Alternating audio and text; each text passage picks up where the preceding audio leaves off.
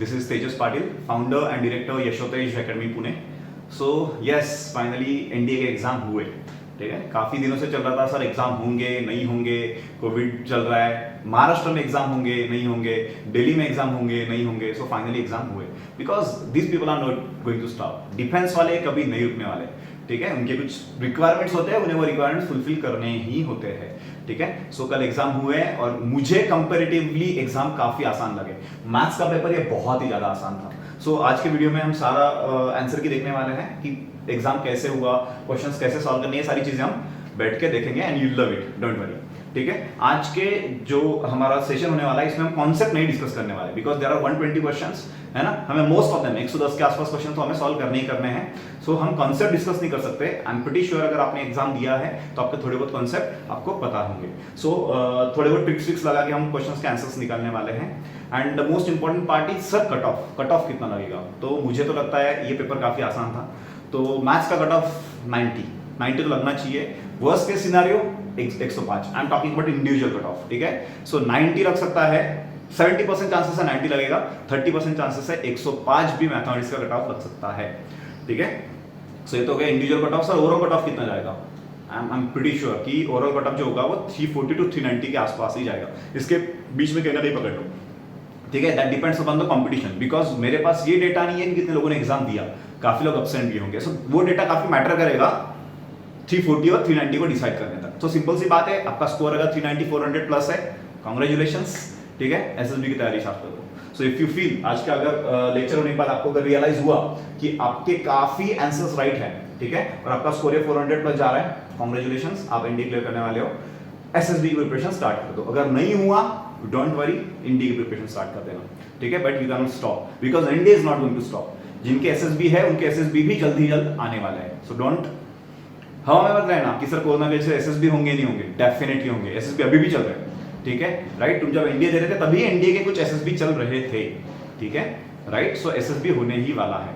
So without any wasting any further time I think we should once solve the question paper. Okay, चलिए. So I am little new to interactive panel. So yes, perfect.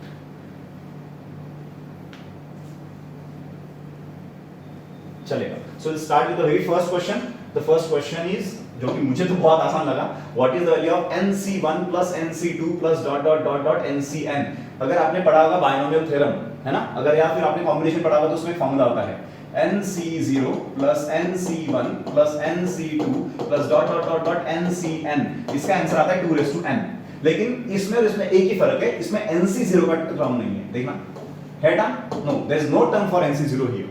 ठीक है, so अगर nc0 का term यहाँ पे नहीं है तो what is the value of nc0? Anything c0 is always 1. nc0 is always 1. सो ये 2n में से आपको 1 माइनस करना पड़ेगा. So this is the required answer.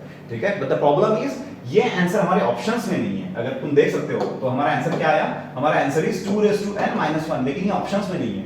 Right, सो कुछ नहीं, इसको और ऑप्शंस को कंपेयर करो. सो देखो यहाँ पे 2n में से 1 माइनस किया है और यहाँ पे क्या हो रहा है? 2n में कुछ ना कुछ ऐड किया जा रहा है. तो ये आंसर डेफिनेटली नहीं है. तो ए नहीं है. इधर भी 2n में कुछ ना कुछ आंसर किया ऐड किया जा रहा है. सो डेफिनेटली ये भी ऑप्शन नहीं हो सकता.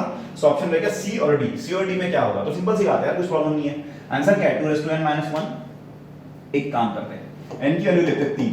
अगर मैं n की वैल्यू 3 ले लूं तो आंसर क्या आएगा भाई? 2^3 - 1. 2^3 is 8 - 1. Answer is 7. सो बस n की वैल्यू 3 इन ऑप्शंस में डाल के देखो, देखना कौन सा आंसर आता है. ठीक है, सो n की वैल्यू 3 अगर मैं यहां पे डालूंगा तो लास्ट टर्म क्या होगा भाई? 3 - 1, मतलब लास्ट टर्म के पावर में क्या आना चाहिए? 2. सो लास्ट टर्म के पावर में 2 आना चाहिए, मतलब ये टर्म हो गया. सो 2 का square 4 plus 2 plus 1, 4 plus 2 6 plus 1 7. Right, so ये भी 7 आ रहा है भाई मेरे, और ये भी 7 आ रहा है. Hence C is the right answer. आप बी में डाल के देखो, आंसर 7 नहीं आएगा. देखो 4 प्लस 2 6 ही आंसर आता है. ठीक है, so C is the right answer. ठीक है, answer right answer is C. चलो next question. Okay, next question. What is the sum of the, ये भी बहुत आसान सा क्वेश्चन है. ठीक है, and the question is what is the sum of the coefficients of first and last terms in the expansion 1 plus x raise to 2n. ठीक है, 1 plus x raise to 2n. अब डरना नहीं है कि सर 1 plus x raise to 2n, तो 2n तो सर कुछ भी हो सकता है. 2n की जगह तो 100 भी हो सकता है, 200 भी हो सकता है. इतना बड़ा एक्सपेंशन जरूरत ही नहीं है.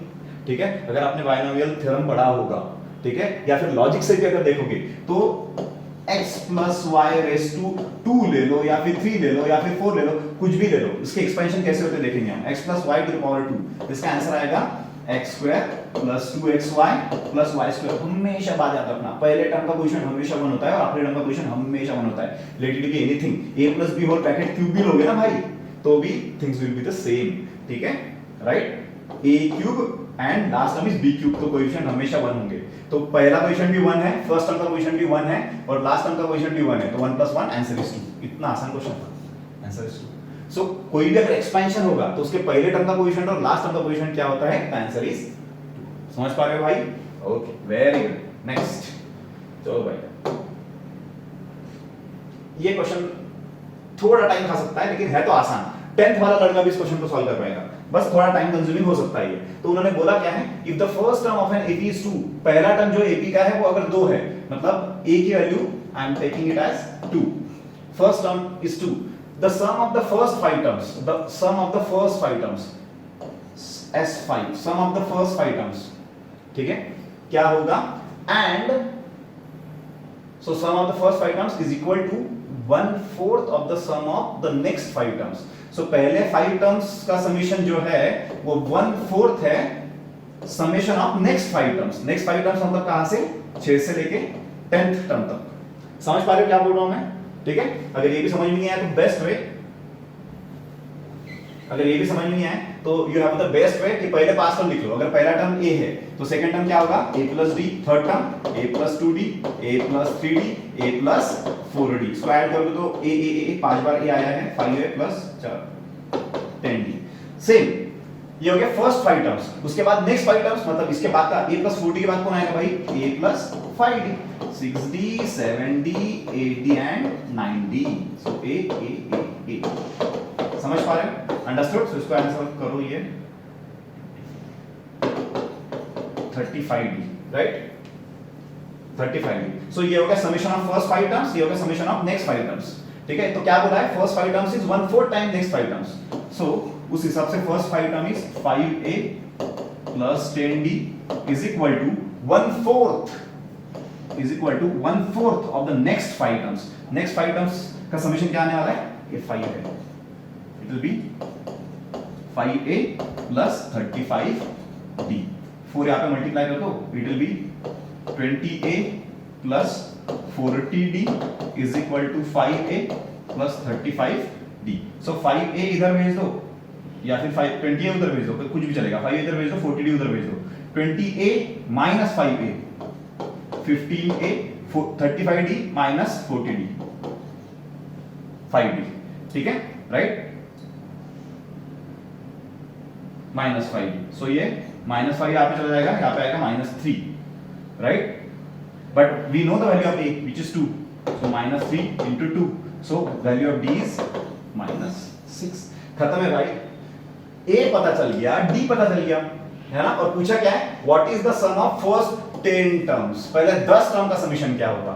a है 2, d है -6, a है 2, the value of a is 2, the value of d is -6, the summation of first 10 terms, formula सबको पता है, 10th में हुआ था, n/2 in bracket 2a plus n-1 into d, and 10 terms मतलब 10/2 2 into a कौन है भाई, a है 2 plus n कितना है, 10 - 1 into -6, so 10/2 is 5, 2 2s are 4, 10 - 1 is 9, 9 6s are -50, सही है। 54 - 4 -50 into 5, 5 into -50 कितना होगा, -250, -250 is the right answer. 10th वाले भी ये क्वेश्चन सॉल्व कर पाएंगे, ठीक है। अब सर इसको इतना टाइम देना था क्या, नहीं, हम फर्स्ट 5 टर्म के लिए भी शॉर्ट फॉर्म यूज कर सकते थे, लास्ट 5 टर्म के लिए शॉर्ट फॉर्म यूज कर सकते थे, मैंने ये डेप्थ में समझाने के लिए किया है, इसके बाद मैं सारे शॉर्टकट्स यूज करूंगा, okay, alright, fine. Next question, ये तो हो गया थर्ड क्वेश्चन, फिर फोर्थ क्वेश्चन, ओके चलेगा। सो फोर्थ क्वेश्चन ऐसा था जो कि बहुत ही आसान था, इसमें कुछ है नहीं, था ही नहीं इस क्वेश्चन में, ओके, राइट, परफेक्ट। सो इसमें 2 स्टेटमेंट्स दिए थे, उसमें से कौन से करेक्ट है ये देखना, ये सबसे इंपॉर्टेंट है, करेक्ट है ना, काफी बार यहाँ पे नॉट करेक्ट लिखा जाता है, सो आपको पता नहीं होता है। So correct, so if each term of a GP is multiplied by the same non zero number then the resulting is GP, ये स्टेटमेंट राइट है। अगर if each term of a GP is divided by the same non zero number then the resulting sequence is also a GP. ठीक है, मतलब क्या बोल रहा है, कोई भी एक जीपी ले लो, जीपी मतलब क्या होता है, पहला नंबर होता है, उसको कोई भी कांस्टेंट नंबर से तुम मल्टीप्लाई करते जाते हो। फॉर एग्जांपल मैं 3 ले रहा हूं, सो 2 3 जा 6, 6 3 जा 18, समझ पा रहे हो। सो कांस्टेंट रेशियो होता है मल्टीप्लिकेशन में, समझ पा रहे हो। अब वो क्या बोल रहे हैं, अगर इसको मैं हर नंबर को किसी से मल्टीप्लाई कर दूं, फॉर एग्जांपल अगर मैं 4 से मल्टीप्लाई कर दूं हर नंबर को, तो 4 2 जा 8, ठीक है। सो ये भी जीपी होता है, तो yes the answer is right. So कोई भी जीपी को अगर मल्टीप्लाई करोगे कोई भी कांस्टेंट से, सो जीपी ही मिलता है, कोई भी अगर डिवाइड करोगे तो जीपी ही मिलता है। तो both statement are right, this is the answer key. I am not going to teach you concepts here, this is the answer key, इसीलिए both 1 and 2 are right. Okay, perfect, चलो fast. Next question, ये question बहुत मजेदार था और बहुत आसान था, है ना, बहुत ही मजेदार क्वेश्चन था ये। ठीक है, तो क्वेश्चन क्या था कि how many 5 digit prime numbers can be made from 1 2 3 4 5, मतलब 1 2 3 4 5 इन डिजिट्स को यूज करना है और इनको यूज करके बहुत नंबर्स मिलेंगे। कितने मिलेंगे, 5 फैक्टोरियल, बराबर है या नहीं है। 1 2 3 4 5 इनको यूज करके बहुत नंबर बनाने हैं, तो 1 2 3 4 5 हो सकता है, 2 1 3 4 5 हो सकता है, तो काफी नंबर्स हो सकते हैं। तो इनमें के प्राइम कितने होंगे ये पूछा गया है। अब इतना डिफिकल्ट, ऐसे अगर लिखते बैठोगे तो जिंदगी चल जाएगी, है ना। यहाँ पे एक लॉजिक था, देखो नंबर कोई भी लिखना, 1 2 3 4 5 नंबर कोई भी लिखो 5 डिजिट ही होगा, ये बात तो क्लियर है। नंबर कोई भी लिखो 5 डिजिट ही होगा और यही 5 डिजिट यहाँ पे आने वाले हैं। मजे की बात ये है ना, अगर इन तुम 5 डिजिट का आंसर ऐड कर दो तो 5 + 4 9, 9 + 3 12, 10 + 2 14 + 1 15, इन सबका एडिशन हमेशा 15 आने वाला है, क्योंकि इन्हीं डिजिट को यहाँ पे यूटिलाइज करना है, तो इनका एडिशन हमेशा 15 आएगा और 15 is always divisible by 3। So test of divisibility of 3, अगर कोई भी नंबर के डिजिट्स का एडिशन अगर 3 से डिवाइड होता है मतलब पूरा नंबर 3 से डिवाइड होता है। सो सिंपल सी बात है, इससे फॉर्म होने वाला हर एक नंबर 3 से डिवाइड होगा, राइट। सो इसका मतलब इससे बनने वाला एक भी नंबर प्राइम नंबर नहीं होगा। So the answer is D. आसान था, मैंने जैसे देखा विदिन 5 सेकंड्स मुझे आंसर आ गया। अब मुझे एक्सप्लेन करना पड़ रहा है इसलिए थोड़ा टाइम लग रहा है, और जब मैंने क्वेश्चन देखा विदिन 5 सेकंड्स मेरा आंसर आ गया, क्योंकि सबसे पसंदीदा अगर मेरा कुछ होगा, है ना, तो टेस्ट ऑफ डिविजिबिलिटी ऑफ 3, मतलब हमें सब कुछ ऐड करना पड़ता है। ओके, परफेक्ट, चलो नेक्स्ट क्वेश्चन। ये इंटरेक्टिव पैनल सीखना पड़ेगा थोड़ा, ठीक है। नेक्स्ट क्वेश्चन, ये भी बहुत आसान सा क्वेश्चन है। f of x + 1 x² + -3x + 2 then what is the value of f of x, मतलब यहाँ पे फंक्शन के अंदर कौन दिया है भाई, x + 1। अब हमें फंक्शन के अंदर कौन चाहिए, x, तो सिंपल सी बात है यार, x + 1 के जगह हमें x डालना है, x + 1 की जगह हमें x डालना है, तो x की जगह कौन डालना पड़ेगा, x - 1, बराबर है या नहीं है। लेट्स से यहाँ पे अगर f of t पूछा होता तो x + 1 की जगह मुझे t डालना पड़ता, सो x की वैल्यू क्या हो जाएगा, t - 1, तो कुछ भी मत करो, यहाँ पे x की जगह t - 1 डाल दो, so it will be t - 1 का स्क्वायर -3 ब्रैकेट t - 1 + 2, इसका आंसर क्या आएगा, t² - 2t + 1 -3t + 3 + 2, so answer क्या आया, t² - 2t - 3t 1 + 3 4 + 2 6, ठीक है। सो t² - 5t + 6, लेकिन ये t का फंक्शन हो गया, हमें फंक्शन किसका चाहिए, x का, तो x की जगह t की जगह x डाल दो, तो आंसर क्या होगा, x² - 5x + 6, ऑप्शन है ये आंसर बी। अंडरस्टूड, तुम देख लो, this is the set B, don't worry, आप बस क्वेश्चंस के आंसर देख लो, ढूंढो क्वेश्चंस और आंसर मार्क करो, चलेगा ना। आंसर इज बी, आसान था। ओके, नेक्स्ट क्वेश्चन, मजा आएगा आज का पेपर सॉल्व करते करते, क्योंकि बहुत आसान पेपर था, ठीक है, चलेगा। तो question is x² - x - 8 are in AP, then which one of the following is correct. अरे भाई ये क्वेश्चन तो बहुत ही आसान है, x² x और -8 ये AP में है, हमें पता है अरिथमेटिक प्रोग्रेशन क्या होता है, पहला एक नंबर होता है उसमें हम कांस्टेंट डिफरेंस ऐड करते जाते हैं, मतलब इस भाई में अगर मैं d ऐड करूंगा तो ये मिलेगा, और इस भाई में अगर मैं d ऐड करूंगा तो ये मिलेगा। तो सिंपल सी बात है यार, x में से अगर x² माइनस कर दूं, x में से x² माइनस कर दूं क्या मिलेगा, d, एंड -8 में से अगर x माइनस कर दूं क्या मिलेगा, d, ये भी d मिलेगा, ये भी d मिलेगा, तो उनको मैं इक्वेट कर रहा हूं, समझ पा रहे हो ना। आगे वाले से पीछे वाला माइनस करो तो कॉमन डिफरेंस मिलेगा, सेम यहां पे भी आगे वाले से पीछे वाला माइनस करोगे कॉमन डिफरेंस मिलेगा, तो इसको सॉल्व करने की कोशिश किया करो, ठीक है। तो ये पूरा मसाला उधर लेके जाओ, सो it will B minus x square उधर के प्लस एक्स स्क्वायर होगा, ये x उधर के माइनस एक्स होगा, तो ये x और ये minus x, minus 2x minus 8 equal to 0। So ये क्वाड्रेटिक इक्वेशन है, इसके रूट्स निकालो, कैसे निकालोगे, minus b, so 2 plus minus under root b square minus 4 into 1 into minus 8, है ना, so it will be plus 32 upon 2, right. So अगर answer आएगा तो उसका आएगा 2 plus 32 plus 4 36, under root of 36 is 6, 2 plus 6 by 2 and 2 minus 6 by 2, simple सी बात है, 6 प्लस 2 8, 8 by 2 आंसर इज 4, 2 में से 6 चला गया, minus 4 by 2 is minus 2, so 4 minus 2 both are the roots of this specific equation, right. अब काफी बार क्या होता है, इन्होंने माइनस 2 भी दिया है और उन्होंने 4 भी दिया है और दोनों के दोनों दिए है, तो काफी बार तुम्हें क्या करना पड़ेगा, डाल के देखना पड़ेगा कि एपी बन रहा है नहीं बन रहा है। सो माइनस 2 का स्क्वायर 4 माइनस 2 माइनस 8, तो 4 में से 6 गायब करोगे तो माइनस 2 आएगा, माइनस 2 में से 6 गायब करोगे तो माइनस 8 आएगा। सेम 4 भी डाल के देखना पड़ेगा, तो अगर 4 डाल के देखोगे तो क्या आएगा भाई, 4 का स्क्वायर 16, उसके बाद 4, उसके बाद 8, 16 में से 12 चला गया, 4 बचता है, 4 minus 12 is minus 8, so both are right, so answer is D, answer is C. काफी लोगों ने बहुत मिस्टेक्स की, काफी लोगों ने 4 मार्क किया, किसी ने 2 ये मार्क किया, किसी ने तो ये मार्क कर दिया गड़बड़ में, ठीक है, चलेगा। सो ऐसा है, तो ये सारे क्वेश्चन छोड़ने नहीं थे, इसीलिए मैं बोलूं कि मैथ्स का पेपर बहुत आसान था।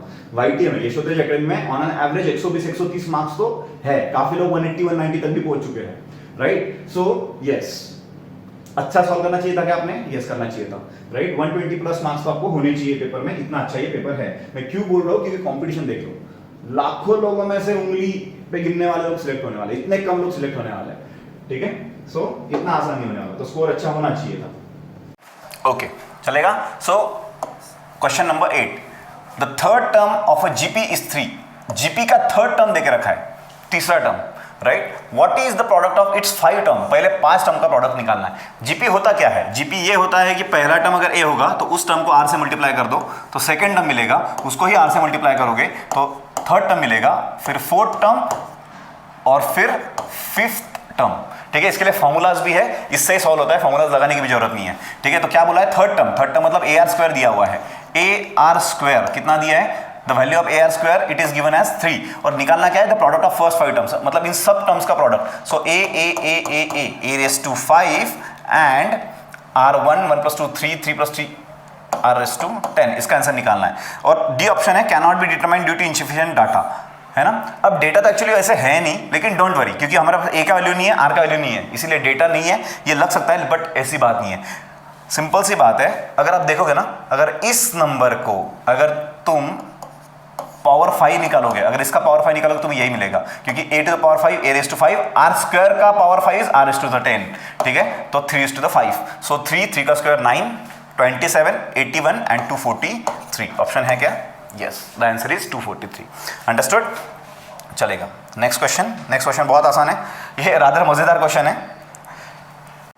ओके, चलेगा। The element in the ith row and the jth column of a determinant of third order is equal to 2i + j, बहुत आसान है ये। What is the value of the determinant, एक डिटर्मिनेंट है भाई, कौन से ऑर्डर का है, 3x3 ऑर्डर का है, इसमें कितने एलिमेंट होंगे, 9 एलिमेंट होंगे। सो ith row और jth कॉलम वाला जो एलिमेंट है ना, वो इससे दिया जाता है, मतलब फर्स्ट रो और फर्स्ट कॉलम अगर होगा तो i की वैल्यू भी 1, j की वैल्यू भी 1, सो 1 + 1 2, 2 2 4, पहला एलिमेंट क्या हुआ 4, first row second column, first row second column 2 + 1 3, 3 2 6, first row third column 3 + 1 3 + 1 4, 4 2 8, same इसका भी निकाल सकते हो, है ना। सेकंड रो फर्स्ट कॉलम 2 + 1 3, 2 6, उसके बाद कौन आएगा 2 2 मतलब 8, 2 3 मतलब 5, 5 2 10, उसके बाद 3 1 4, 4 2 8, 3 2 5 2 10, और लास्ट रो और लास्ट कॉलम मतलब 3 + 3 3 + 3 6, 6 2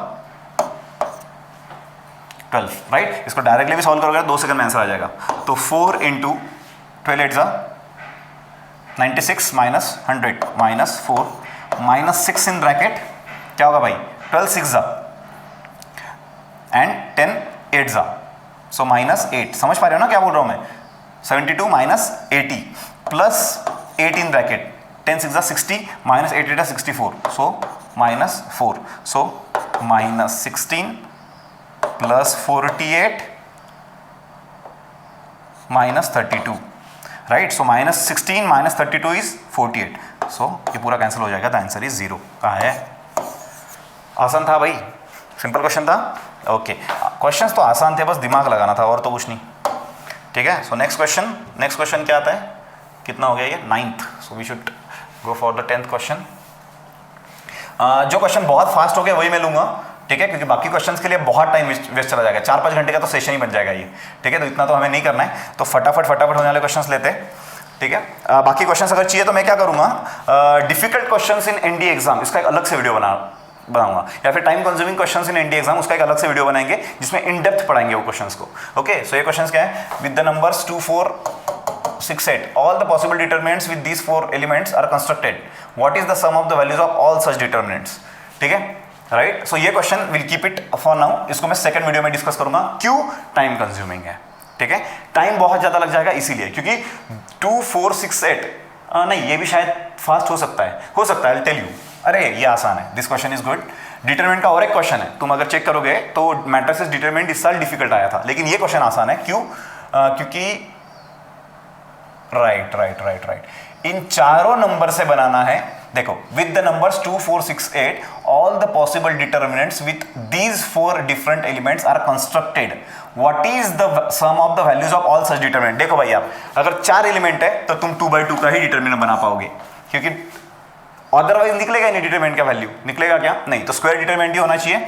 सो इधर 2, 4, 6, 8 ये होगा।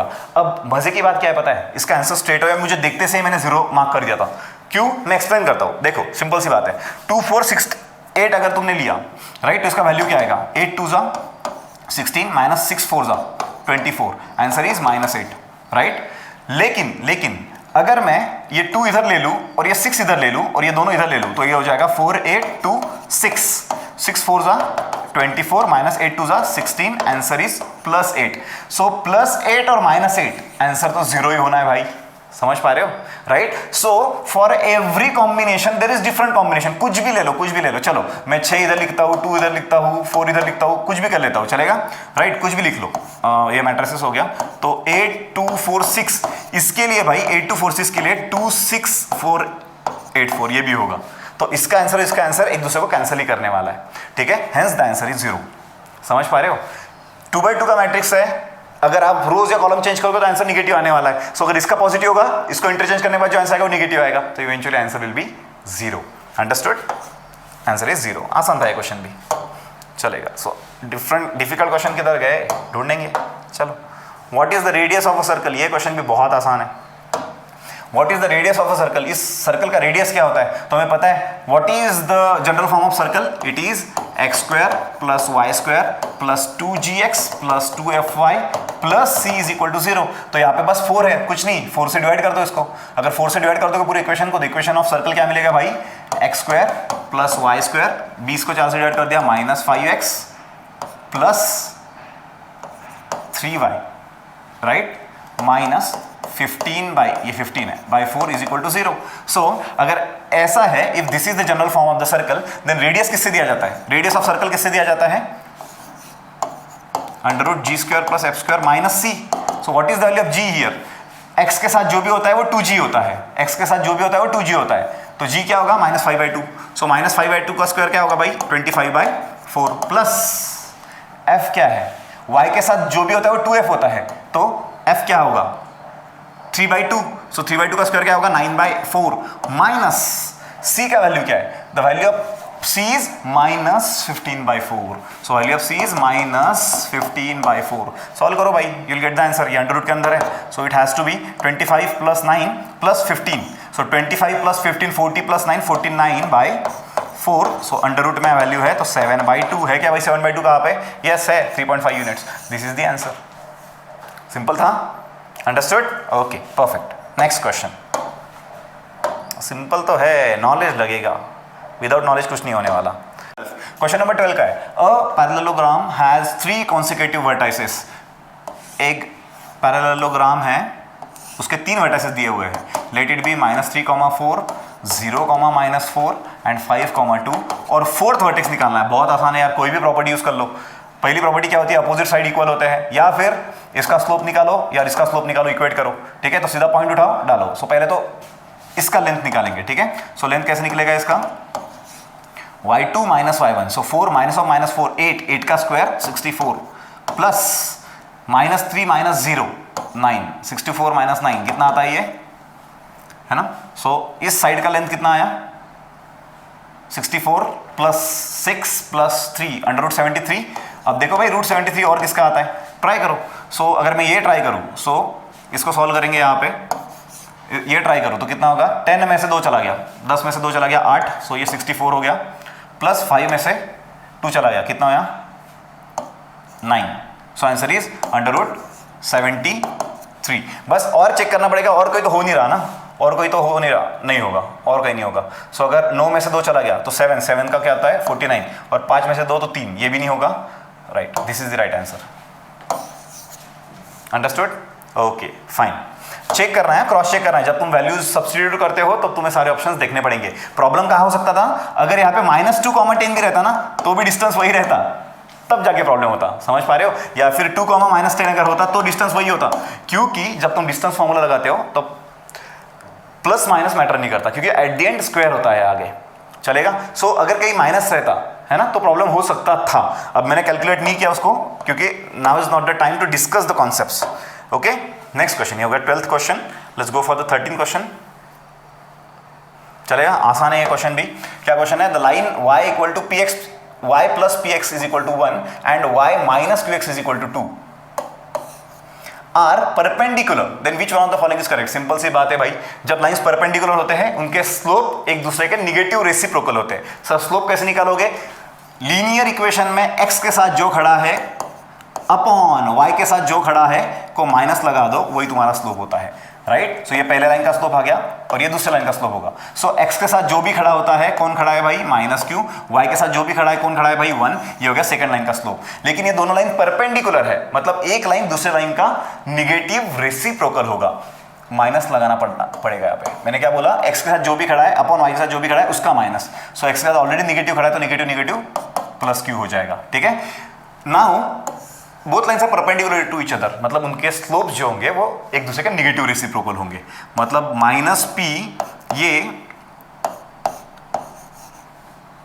q का निगेटिव रेसिप्रोकल होगा, समझ पा रहे हो, right. So minus minus plus, ये pq इधर भेज दो, so it will be pq is equal to 1, so 1 इधर आ गया, so it will be pq minus 1 is equal to 0, pq minus 1 is equal to 0। तुम एक बार क्रॉस चेक कर लेना, गलतियां मेरे से भी हो सकती है, ठीक है, दैट्स टोटली फाइन, गलतियां हो सकती है। अटेम्प्ट बढ़ाना इंपॉर्टेंट है, ठीक है, जितना ज्यादा अटेम्प्ट होगा इफिशिएंसी, तुम 100% इफिशिएंसी नहीं कर सकते हो, human error is always there, ठीक है, राइट। सो अटेम्प्ट बढ़ाओ, इफिशिएंसी प्रैक्टिस से बढ़ती है बट अटेम्प्ट बढ़ाओ, okay. So answer is pq minus 1 equal to 0 which is option C. चलो वो तो भी अच्छा है जो आंसर सारे वो ऑप्शन में है, नहीं तो वाट लग जाती। Okay, all right, fine. So if A B C are in AP, 3 number है भाई जो एपी में है, then straight line ax plus 2by plus c will always pass through a fix point, the fix point is, खत्म है भाई। ए B सी कोई भी हो सकते हैं नंबर, है ना, लेके देखो, है ना, 1 2 3 ये तीनों जो है वो एपी में होते हैं। 1 2 3 अगर डालोगे तो इक्वेशन क्या बनेगा, x 2 2 4y plus 3 is equal to 0। ये कौन से फिक्स पॉइंट मैसेज आती है वो चेक करेंगे एक बार, ठीक है। सो अगर मैं 0,0 यहाँ पर डालता हूँ तो फिक्स पॉइंट मैसेज आ रही है क्या, ना, 3 बचेगा। -1,1 अगर डालूंगा तो -1 प्लस 4 1 4 प्लस 3, 4 प्लस 3 7 -1 0 नहीं होता है, ठीक है, तो सेकंड भी नहीं चलेगा। सो थर्ड डाल के देखते हैं भाई, 1 ये थर्ड भी नहीं होगा, फोर्थ हो जाएगा, ठीक है। तो फोर्थ डाल के देखते हैं क्यों हो जाएगा, क्योंकि ये -1 1 पे नहीं हुआ, 1 1 पे होगा, देखना x की वैल्यू 1 डाल दो, y की वैल्यू -1 डाल दो, तो 4 -1 -4 प्लस 3, ये तो होना ही था, क्योंकि 3 + 1 4 था तो ये -4 होना चाहिए था, इसलिए मैंने डायरेक्ट डी पे गया मैं। 3 + 1 4 -4 answer is 0। So option D is the right answer, not option C, मतलब ऑप्शन सी ट्राई नहीं किया मैंने, ठीक है। Option D is the right answer, try करने की जरूरत भी नहीं है, लॉजिक से आंसर आ जाता है यहाँ पे। इसका 3 है, इसका 1 है, 3 + 1 4 आता है तो इट हैज टू बी -4, ठीक है। तो मैंने क्या किया, सेकंड नंबर -1 देखने की कोशिश की, मैं यही देखते रहता हूँ, उससे ही टाइम बचता है, उससे ही तुम्हारे चांसेस और क्वेश्चन ज़्यादा अटेम्प्ट करने के बढ़ जाएंगे, ओके, चलेगा। सो इफ सेकेंड पॉइंट, चलो, if the image of the point 4, -2, एक पॉइंट दिया है भाई विच इज 4, -2 नहीं है, -4, 2 है, बाय अ लाइन, मतलब एक लाइन है, एक पॉइंट दिया है by a line mirror is 4,-2। मतलब एक पॉइंट दिया है -4,2 और एक लाइन मिरर है, उसका इमेज जो है ना भाई वो दिया है 4,-2। सो इस पॉइंट का इमेज ये पॉइंट दिया है, what is the equation of line. सो इस लाइन का इक्वेशन निकालना है, तो बहुत आसान है भाई, है ना, बहुत आसान है। कैसे करोगे, देखो सिंपल सी बात है। अब हमें अगर इस लाइन का इक्वेशन निकालना है तो कोई भी लाइन का इक्वेशन निकालने के लिए तुम्हें क्या पता होना चाहिए, पहली बात तो भाई स्लोप, और सेकंड एक पॉइंट, मतलब तुम स्लोप पॉइंट फॉर्म यूज कर पाओगे। अगर तुम्हारे पास स्लोप है, तुम्हारे पास पॉइंट है, तो तुम स्लोप पॉइंट फॉर्म यूज कर पाओगे, चलेगा। तो पहले तो एक काम करते हैं, देखो भाई -4,2 का जो ये है मिरर इमेज है वो ये है। अगर मैं इन दोनों को ज्वाइन कर दूं ना भाई, इन दोनों को ज्वाइन कर दूं तो हमें पॉइंट मिल जाएगा, बराबर है या नहीं है। सो इनका जो मिड पॉइंट होगा, इन दोनों पॉइंट का जो मिड पॉइंट होगा वो लाइन पे आएगा, बराबर है या नहीं, क्योंकि मिरर है ना ये। अगर मिरर है, ये जितना डिस्टेंस ये होगा, जितना डिस्टेंस ये होगा, है ना, उतना ही डिस्टेंस नीचे वाला भी होगा, होगा ही नहीं होगा, ठीक है। सो हमें मिड पॉइंट मिल जाएगा, तो मिड पॉइंट फॉर्मूला लगाओ भाई, -4 + 4 0, तो 0, +2 -2 0, अरे सो इन दोनों का मिड पॉइंट आ गया ओरिजिन। सो ये जो लाइन है ये ओरिजिन में से पास हो रही है, राइट, ये बात तो क्लियर है। अब ये सारी लाइन ओरिजिन में से पास हो रही है, क्योंकि इसमें कांस्टेंट सी नहीं है। अगर कांस्टेंट सी होता तो ओरिजिन से पास नहीं होती, कांस्टेंट सी नहीं होता ओरिजिन में से पास हो रही है, ओके, चलेगा। तो अब क्या कर सकते हैं, कुछ नहीं, टेंशन ना लो। मुझे एक बात बताओ, अगर ये पॉइंट तुम्हें पता है और ये भी पॉइंट तुम्हें पता है, तुम इस लाइन का स्लोप निकाल सकते हो, निकाल सकते हो, देखो जरा, अरे निकाल सकते हो, निकाल सकते हो। थोड़ा मुझे ये करना पड़ेगा, ठीक है, ये लाइन निकाल दिया मैंने। तो ये पॉइंट मुझे पता है, ये पॉइंट मुझे पता है, तो ये पॉइंट का स्लोप मिल जाएगा, मिलेगा। चलो निकालते हैं, ये 4,2 है, तो इस लाइन का स्लोप कैसे होगा, y2 - y1। सो इसको मैं m1 बोल देता हूँ, इस स्लोप को मैं बोल देता हूँ m1। सो y2 - y1, सो 2 - 0 2 अपॉन x2 - x1 -4,0 तो -4। सो स्लोप क्या आएगा भाई इसका आएगा -1/2। तो इस लाइन का स्लोप आया -1/2। अब भाई ये लाइन और ये लाइन एक दूसरे को परपेंडिकुलर है, इसका अगर -1/2 है तो इस लाइन का स्लोप क्या होगा भाई, negative reciprocal. So slope of this line will be 2। So इसका स्लोप मिल गया 2 और एक पॉइंट मिल गया 0,0। तो इक्वेशन, लाइन ऑफ इक्वेशन क्या होगा, y - y1 = m in bracket x - x1। y minus point क्या है 0 = m क्या है 2 in bracket x - 0। So y = 2x। Option है या नहीं है, ऑप्शन है कोई y = 2x, ऑप्शन तो है भाई, ठीक है, ऑप्शन है y = 2x। समझे, आसान तो है बट बेसिक्स आने चाहिए। अगर आपको ये पता नहीं रहा कि मैंने फॉर्मूले क्या लगाए फिर प्रॉब्लम है, क्योंकि यहाँ पे मैं अभी कॉन्सेप्ट नहीं पढ़ा सकता, कॉन्सेप्ट पढ़ाऊंगा 50 साल लग जाएंगे, ठीक है, क्वेश्चन पेपर सॉल्व करने के लिए। 15th हो गया, चलो let's go for the 16th, ठीक है, 16th सॉल्व कर दे, ओके चलेगा। 16th क्वेश्चन क्या है, tan inverse of x plus cot inverse of x = π/2 it holds when x belongs to which one of the following, x belongs to which one of the following. देखो भाई simple सी बात है, tan inverse of x है ना, tan inverse of x कुछ ना कुछ एंगल ही आएगा, है ना, उसको मैं एंगल a बोल देता हूं। सो x की वैल्यू क्या होगी भाई, tan a, x की वैल्यू क्या होगी tan a। सेम इसको अगर मैंने b बोल दिया तो यहां पे भी क्या आएगा tan b। तो बेसिकली भाई ये भी एंगल है और ये भी एंगल है, बराबर है या नहीं है। इन दोनों एंगल का एडिशन कितना आना चाहिए π/2। लेकिन ये कब राइट होगा, ये कब राइट होगा, for every real number x belongs to r। क्यों फॉर एवरी रियल नंबर, फर्क नहीं पड़ता भाई, x can have any value. अगर तुम्हें पता होगा तो tan का वैल्यू कुछ भी आ सकता है, the value of the range of tan theta is always a real number. tan theta का जो रेंज है ना भाई वो रियल नंबर होता है हमेशा, समझ पा रहे हो। सो अगर थीटा की वैल्यू निकालोगे तो tan इनवर्स ऑफ r आएगा। सो x की जगह कोई भी रियल नंबर आ सकता है। सो ये आ गया, समझ पा रहे हो, don't get confuse. So it satisfy for all real number, क्योंकि tan की वैल्यू कुछ भी रियल नंबर आ सकती है। tan का डोमेन अलग होता है, रेंज तो उसका रियल नंबर होता है। Okay, next question. चलो ये क्वेश्चन भी काफी अच्छा है वैसे। tan a is 1/7, then what is the value of cos 2a। ये तो सिंपल फॉर्मूला है यार, इधर या इसको फॉर्मूला लगा दो या फिर और कुछ लगा दो, है ना। सो cos 2a का फॉर्मूला क्या होता है, 1 - t² / 1 + t², है ना। सो क्या होगा ये 1 - tan a क्या कौन है 1/49 upon 1 + 1/49। So 49 minus 1 48 by 49 and 49 plus 1 50 by 49 49 49 cancel, बचा क्या 48 अपॉन 50। सो इसको अगर सॉल्व करोगे तो क्या आएगा 24 upon 25। This is the right answer. आसान था, सिंपल है, ओके चलेगा। Next question. हो रहे फास्ट, बोला मैंने बहुत फास्ट हो रहे हैं, दैट इज द रीजन। ये क्वेश्चन, इस क्वेश्चन का आंसर वैसे है लेकिन बहुत टाइम कंज्यूमिंग है, ठीक है, टाइम कंज्यूमिंग है क्योंकि एम एन और ये 3 साइड लेने पड़ेंगे, फिर प्रॉपर्टीज ऑफ ट्रायंगल लगाने पड़ेंगे, बहुत टाइम चला जाएगा एक्सप्लेनेशन के लिए, जगह भी नहीं लिखने के लिए। सो इस टाइप के क्वेश्चंस के लिए ना अलग से वीडियो बनाएंगे, 10-12 ही क्वेश्चंस होंगे जो डिफिकल्ट है पूरे एग्जाम में, चलेगा। बाकी तुम आंसर की फटाफट नोट कर लो,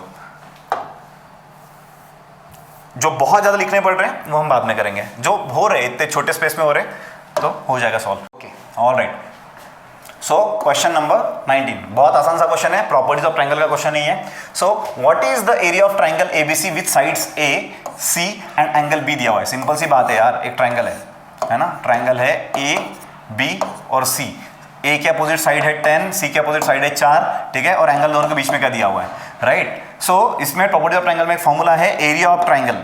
area of triangle can be written as 1/2 A C, दोनों के बीच में का एंगल का साइन बी, ठीक है। अगर ये आपको पता नहीं होगा डोंट वरी, मैं अभी YouTube पे थोड़ा लेक्चर सीरीज स्टार्ट कर देता हूँ जिसमें बेसिक फॉर्मूलाज में कवर कर लूंगा, ठीक है। इसमें वैल्यू डाल दोगे तो क्या हो जाएगा 1/2 into 10 into 4 into sine B is 1/2, right. So 2 2 जा 4 गया, बचा क्या भाई 10। सो आंसर इज 10 सेंटीमीटर स्क्वायर। आसान है, ओके ऑल राइट। चलो next question.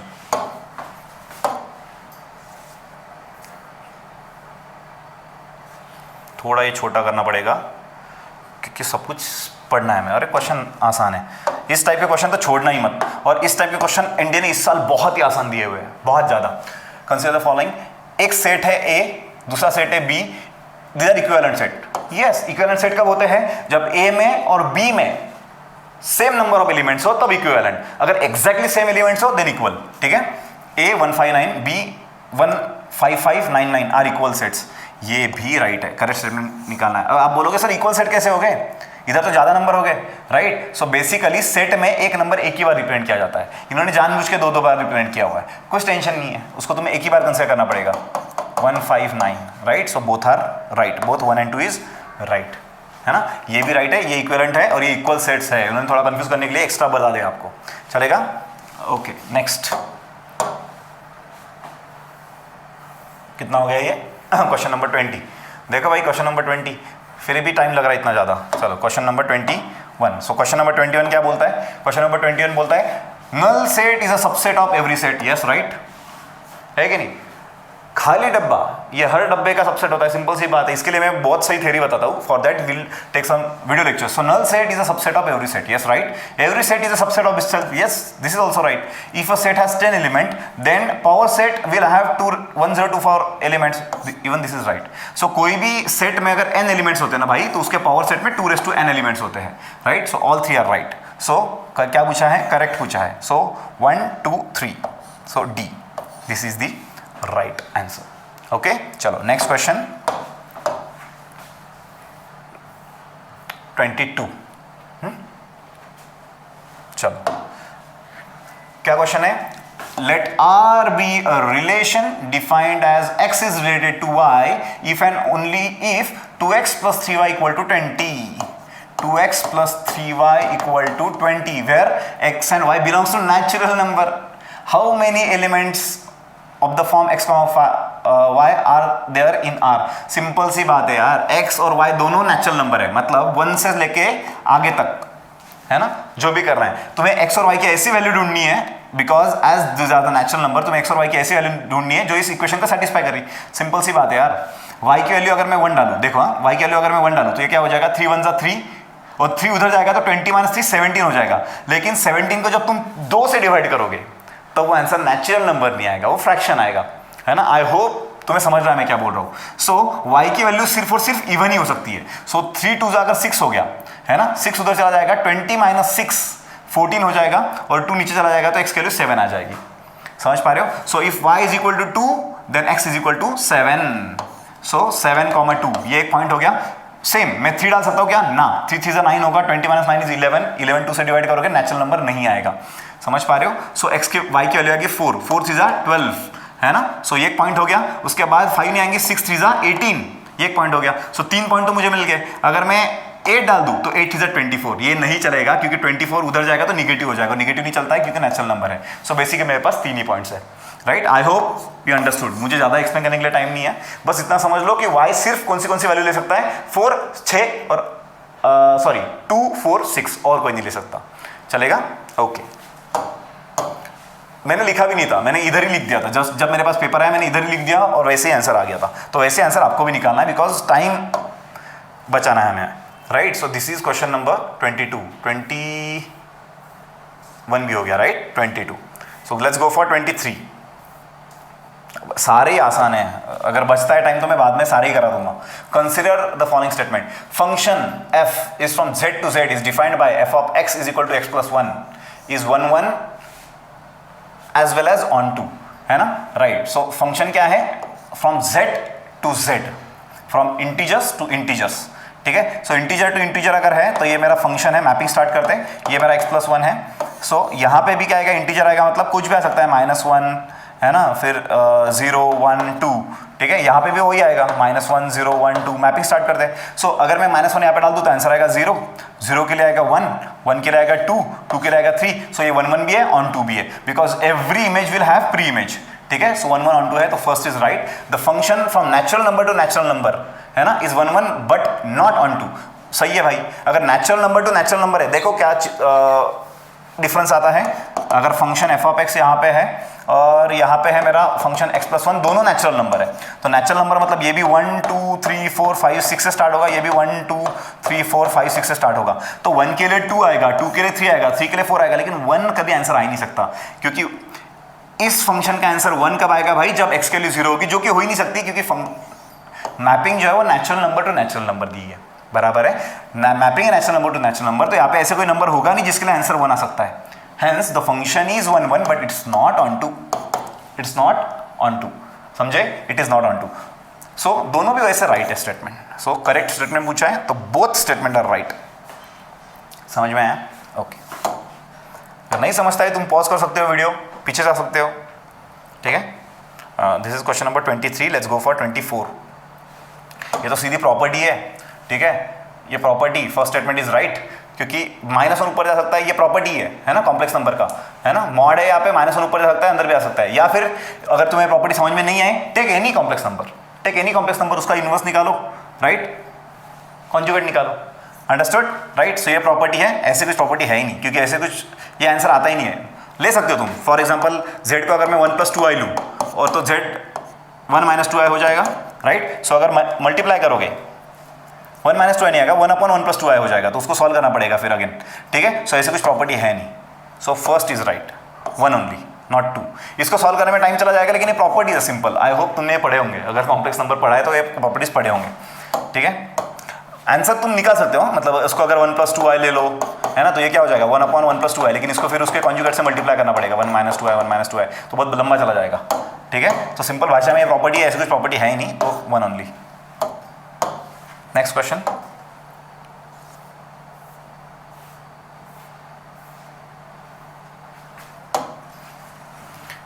Consider the following statement in with respect to an arbitrary complex number z। एक कॉम्प्लेक्स नंबर दिया हुआ है z, उसके लिए कौन से राइट होते हैं? So difference of z and it's conjugate is an imaginary number. कोई भी कॉम्प्लेक्स नंबर ले लो भाई, 1 + 2i लो और उसका कॉन्जुगेट क्या होगा 1 - 2i। इनमें इनका डिफरेंस मतलब क्या है भाई? सब्सट्रैक्शन। इनको अगर सब्सट्रैक्ट करोगे तो इसका आंसर इमेजिनरी आंसर आता है। देखो 1, ये -1 और ये प्लस हो जाएगा, तो 1 - 1 तो गया, तो बचा क्या? सिर्फ और सिर्फ इमेजिनरी, तो पहला स्टेटमेंट राइट है।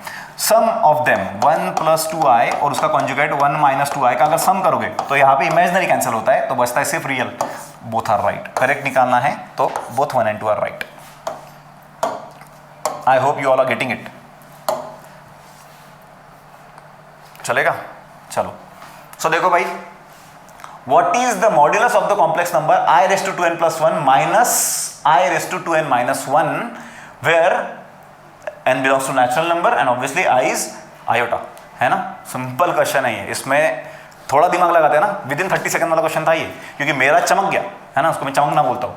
पहले 15 सेकंड में चमक गया, आंसर 20 सेकंड में आ गया, राइट? सो क्वेश्चन क्या था देखना, I raise to 2n plus 1 and minus I raise to 2n minus 1। मेरा क्या चमका, देखो भाई, आई का पावर कुछ भी लो, है ना, आंसर मैक्स टू मैक्स क्या आएगा, आई का पावर तुम कुछ भी लो, आंसर क्या आएगा। अगर आई रेस टू इवन पावर होगा तो आई आएगा, आई का स्क्वायर होगा तो -1 होगा, आई का क्यूब होगा तो माइनस आई आएगा, और आई रेस टू 4 होगा तो 1 होगा, बराबर है। सो आई का पावर कुछ भी रहे, आंसर तो यही आने वाला है, 1 - 1 माइनस आई है कि नहीं, आंसर तो यही आना है, बराबर है। सो इसका आंसर भी वही आएगा, इसका आंसर भी वही आएगा, और कुछ भी कर लो उनके मल्टीप्लिकेशन भी यही आएगा, राइट। सो इधर आंसर विल बी 1 और -1 और आई और माइनस आई। भाई इन चारों का मॉड्यूलस लोगे ना, चारों का मॉड्यूलस हमेशा 1 ही आता है, कुछ भी कर लो, राइट। सो क्वेश्चन सॉल्व करने की जरूरत ही नहीं थी, ठीक है। इवेंचुअली मैंने बोला ना, मेरा 15 सेकंड में चमक गया, 15 सेकंड में तो आंसर भी आ गया था कि आई है इंटू आई है, पावर कुछ भी रहने दो, आई के साथ मल्टीप्लिकेशन जब होगा तो आंसर इनमें से कुछ ना कुछ आने वाला है, उनका मॉड्यूलस हमेशा 1 ही होगा, right. Hence the answer is 1। Understood, right. जिन्हें कॉम्प्लेक्स नंबर का थ्योरी पता है उनको बहुत ईजी लगेगा जो मैंने बताया, ठीक है। यहां पे मुझे लगता है इंडिया ने थोड़ा गलती कर दिया, है ना। The kind of question which I have solved उसमें 4 अल्फा क्यूब होना चाहिए, है ना। The kind of question I have solved till date उसमें 4 अल्फा क्यूब होना चाहिए। I tried this question, still अगर इसके आंसर राइट है तो मैं जो बड़ा वाला वीडियो, मतलब जो वीडियो है इसमें स्पेशल क्वेश्चंस लेने वाला हूं इंडिया के, उसमें ही मैं ये क्वेश्चन लूंगा, बट यहाँ पे 4 अल्फा क्यूब आना चाहिए। एनीवे चलेगा। नेक्स्ट क्वेश्चन कितना हो गया, 27 हो गया, राइट। ये कौन सा है, ये 28 है ना, यस 28, ठीक है। So if 1 root of 5x² + 26 + k = 0 is reciprocal of the other root, then what is the value of k। बहुत ही आसान क्वेश्चन है यार। एक रूट है अल्फा, है ना, और दूसरा रूट क्या है, रेसिप्रोकल, मतलब दूसरा रूट होगा 1/α। सो भाई what is the product of the root, c/a, c कौन है इधर, k, a कौन है इधर 5, अल्फा अल्फा कटा 5 इधर आ गया, k का वैल्यू 5। क्या क्वेश्चन देके रखा है भगवान जाने। ये क्वेश्चन, इस टाइप के क्वेश्चन 10th वाले लौंडे भी सॉल्व कर देंगे विदिन 20 सेकंड्स, ठीक है। सो आंसर क्या आया, c = 5। ये क्वेश्चन तो छोड़ना नहीं था तुम्हें, कुछ भी हो जाए। ये बहुत आसान क्वेश्चन था। ये क्या क्वेश्चन पूछा है, in how many ways can a team of 5 players be selected from 8 players. 8 player है, उसमें से 5 प्लेयर का टीम सिलेक्ट करना है ना, राइट। तो तुम क्या बोलोगे, 8c5 बराबर है, लेकिन एक बंदे को इंक्लूड ही नहीं करना है, मतलब 8 लोग हैं, उसमें से 5 सिलेक्ट करना है, लेकिन एक बंदा मुझे पसंद ही नहीं है, तो 8 है ही नहीं, बेसिकली 7 ही है वो, समझ पा रहे हो ना, क्योंकि एक तो पसंद ही नहीं है, उसको लेना ही क्यों है, राइट। सो 8 लोग हैं, उसमें का एक पसंद नहीं है, बचते हैं 7, उन 7 में से ही 5 चूज करने हैं। सो लगाओ भाई फॉर्मूला, क्या होता है, n factorial upon n - 1 5 factorial. तो 7 6 × 5 फैक्टोरियल, 5 5 गया, सो 2 3 द आंसर इज 21 है क्या भाई ऑप्शन में। चलो ऑप्शन में होना इंपॉर्टेंट है, जब ऑप्शन में नहीं होता है तब फटके 2 4 होती है, राइट। ऑप्शन में होना इज इंपॉर्टेंट, ठीक है। पता चले दिमाग लगा के क्वेश्चन सॉल्व किया और ऑप्शन में है ही नहीं, राइट। सो ऐसे आइटम नहीं होना चाहिए। Okay, all right. So question number 30, question आसान है। What is the coefficient of the middle term of the expansion 1 + 4x + x² to the power 5। तुम बोलोगे सर यहाँ पे 3 एलिमेंट्स है, 3 एलिमेंट्स का टू द पावर 5 में कितने टर्म्स आएंगे, टेंशन ना लो, ये मसाले को मैं यहाँ पे लिख लेता हूँ। ये जो अंदर का मसाला है ना, देखो जरा क्या है ये, 1 + 4x + 4x²। भाई मुझे एक बात बताओ, can I write this as 2x + 1 whole bracket का स्क्वायर, लिख सकता हूँ ना, राइट। सो ये क्या हो जाएगा, 2x + 1 होल ब्रैकेट का स्क्वायर। सो उसका पावर में क्या है 5, तो इसके पावर में कितना आएगा 5। So this can be written as 2x + 1 whole bracket 10। अब सिंपल सी बात है यार, पावर में 10 है, इसमें एलिमेंट्स कितने आएंगे, टर्म्स कितने आएंगे, इसमें 11 टर्म्स आएगी, ये तो पता है ना। a + b whole bracket square power में 2 है, राइट। सो क्या आंसर आता है, a² + 2ab + b² बराबर है, मतलब 3 term, power 2 3 terms, power 10 11 terms. 11 term का मिडल टर्म कौन सा होगा रे, सो मिडल टर्म होगा भाई 6th, क्योंकि 6 के पहले 5 6 के बाद में 5, तो 6th term will be middle term. So अगर हमें 6th टर्म निकालना है तो कैसे निकालोगे भाई, 6th टर्म विल बी कैसे निकाला जाता है 6th टर्म, है ना। So it will be 10c5, ठीक है, a⁵ b⁵5, राइट। a कौन है इधर 2x, b कौन है 1, तो b⁵5 तो हमें लेने की भी जरूरत नहीं है, ये बायनॉमियल थ्योरम का फॉर्मूला होता है ना। अगर आपको पता होगा a + b whole bracket raise to n का फॉर्मूले में t6th term, right. So it will be 10c5 a⁵5, so 10c5 क्या आएगा रे, 10 factorial upon 5 factorial into 5 factorial into A कितना है 2x, so 2 raise to 5 x raise to 5. So simple सी बात है यार, इसको अगर सॉल्व करना है हमें और हमें कोएफिशिएंट चाहिए तो हम इतना ही सॉल्व करेंगे बस. सो 10 फैक्टोरियल और नीचे कौन है 5 फैक्टोरियल, सो ये 10 9 8 7 6 के बाद क्यों नहीं ले रहा हूं मैं, क्योंकि उसके बाद 5 फैक्टोरियल आएगा जो कि मैं इसके साथ कैंसिल कर दूंगा. बच्चा कौन, एक 5 फैक्टोरियल. 5 4 3 2 1 into 2 raise to 6. ये बच्चा कोएफिशिएंट, फटाफट देखो. 5 2 ज़ा 10, 2 और 2 कट गया, 3 3 ज़ा 9, 4 2 ज़ा 8. कुछ बचा है और ना. 3 2 ज़ा 6, 6 6 ज़ा 36, 36 इंटू 7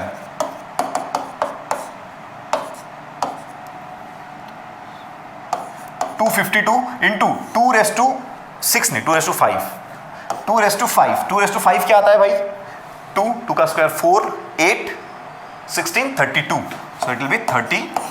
सो मल्टीप्लाई कर दो, आंसर इज 8064. कैसे समझा, किसी के यूनिट प्लेस में 4 है ही नहीं और मल्टीप्लाई करो यही आंसर आएगा. ठीक है, so this is the answer, है ना. उतना कॉन्फिडेंस तो आना चाहिए, क्योंकि अगर इसका आंसर आया और यहाँ पे अगर इवेंचुअली में 4 मिला तो होना ही चाहिए. ठीक है, सो मल्टीप्लाई करो यही आंसर आएगा. Okay, all right, fine. This is question number 30. हमें 31 करना है, राइट. सो 31, ये भी आसान क्वेश्चन है वैसे. ठीक है, ओके. tan x की वैल्यू दी है -3/4. x is in second quadrant. कौन से क्वाड्रेंट में भाई, x सेकेंड क्वाड्रेंट में है. Then what is the value of sin x into cos x. What is the value of sin x into cos x. Simple सी बात है यार. देखो जरा इसको मैं इस प्रकार अगर सॉल्व करूं तो tan x is -3/4. tan x is -3/4. Second quadrant में tan निगेटिव होता है. सेकेंड क्वाड्रेंट में tan क्या होता है, निगेटिव होता है, राइट. सो अगर लेट्स से एंगल कोई सेकेंड क्वाड्रेंट में ले लो, है ना, मतलब ऐसे कोई एंगल ले लिया. ठीक है, x, ये एंगल हमारा क्या होगा x, तो ये क्या हो जाएगा 180 माइनस x. ठीक है, 180 माइनस x हो जाएगा. तो अभी इसको कैसे सॉल्व कर सकते हो तुम लोग, है ना, या फिर और इसको किस तरह सॉल्व कर सकते हैं हम, जस्ट अ सेकेंड. इसका सॉल्व करने का और एक तरीका हो सकता है, सीधा tan x की वैल्यू लो, tan x पे से sin x और cos x इंडिविजुअल निकाल लो, और sin x सेकंड क्वार्टर में पॉजिटिव होगा, ये भाई निगेटिव होगा सेकंड क्वार्टर में. आंसर तो निगेटिव आने वाला है. बस देखना ये -6/25 या -12/25. सो कैसे कर सकते हो, तो सिंपल सी बात है. tan x is 3/4. Simple triangle लेके देखो. tan suppose if this is the x, opposite side is 3, adjacent side is 4, तो इवेंचुअली हो गया 5, है ना. तो sin x क्या होगा, sin x will be opposite upon, so 3/5, and cos x will be adjacent upon hypotenuse, तो 4/5. दोनों को अगर मल्टीप्लाई करूं मैं, दोनों को अगर मल्टीप्लाई करूं तो क्या होगा, 4 3 ज़ा 12, सो answer will B 12/25. But answer negative आएगा, क्यों, सेकंड क्वाड्रेंट है, सेकंड में साइन पॉजिटिव होता है, कॉस निगेटिव होता है, ऐसे होता है. सो हमेशा सेकंड क्वाड्रेंट में है तो सेकंड क्वाड्रेंट में लेने की जरूरत नहीं है. अब जो गलती मैं कर रहा था वो अगर आपने किया होगा तो टाइम बहुत ज़्यादा गया होगा आपका. ठीक है, so it is not essential. Alright, 32. ये आसान है क्वेश्चन, ये आसान है. ठीक है, सो 7 π/6. पहले तो π/6 का वैल्यू कितना होता है, π/6, है ना. ये होता है 0, ये होता है पाई, ये होता है π/2 एंड ये होता है 3 π/2, राइट. सो कोसेक 7 π/6, 7 π/6. π/6 कितना होता है, π/6 इज 30, सो 7 × 30 इज 210. 210 का आएगा भाई थर्ड क्वाड्रेंट में कोसेक क्या होता है, निगेटिव, तो ये भाई निगेटिव आएगा. तो 210, इसको मैं 210 भी लिख सकता हूँ. So I can write it as cosec 180 + 30, right. But cosec 180 + 30 अलग एंगल है 180 का, तो कोसेक का कोसेक वैसे ही रहेगा, कोसेक 30, बट आंसर आएगा negative because quadrant is third. So sine 30 is 1/2, सो ये आएगा -2. सो कोसेक 7 π/6 कितना आया भाई, -2. वैसे 5 π/3, π/3 मतलब 60, 6 5 ज़ा 300. सो एंगल आ गया 300. 300 कौन से क्वाड्रेंट में आएगा, फोर्थ क्वाड्रेंट में. फोर्थ में कॉस और सेक क्या होते हैं, पॉजिटिव होते हैं. सो कॉस 300, सो सेक 300 को can be written as sec of 360 - 60. So answer will be sec 60. Cos 60 is 1/2, so sec 60 is 2. So इसका आंसर आएगा 2 × -2, आंसर विल बी -4. आसान है या नहीं, 2 × -2. ये पॉजिटिव आएगा क्योंकि फोर्थ क्वाड्रेंट में, ये भाई निगेटिव आएगा क्योंकि थर्ड क्वाड्रेंट में, तो आंसर इज -4. Understood, perfect. चलेगा नेक्स्ट क्वेश्चन, फास्ट करते सॉल्व जरा. This was easy. If the determinant then what is value of x, सीधा सॉल्व करोगे तो भी आंसर आ जाएगा. ठीक है, चलेगा. सो x इंटू, इसको सॉल्व करना है, कैसे करोगे रे? x into minus x minus 1 into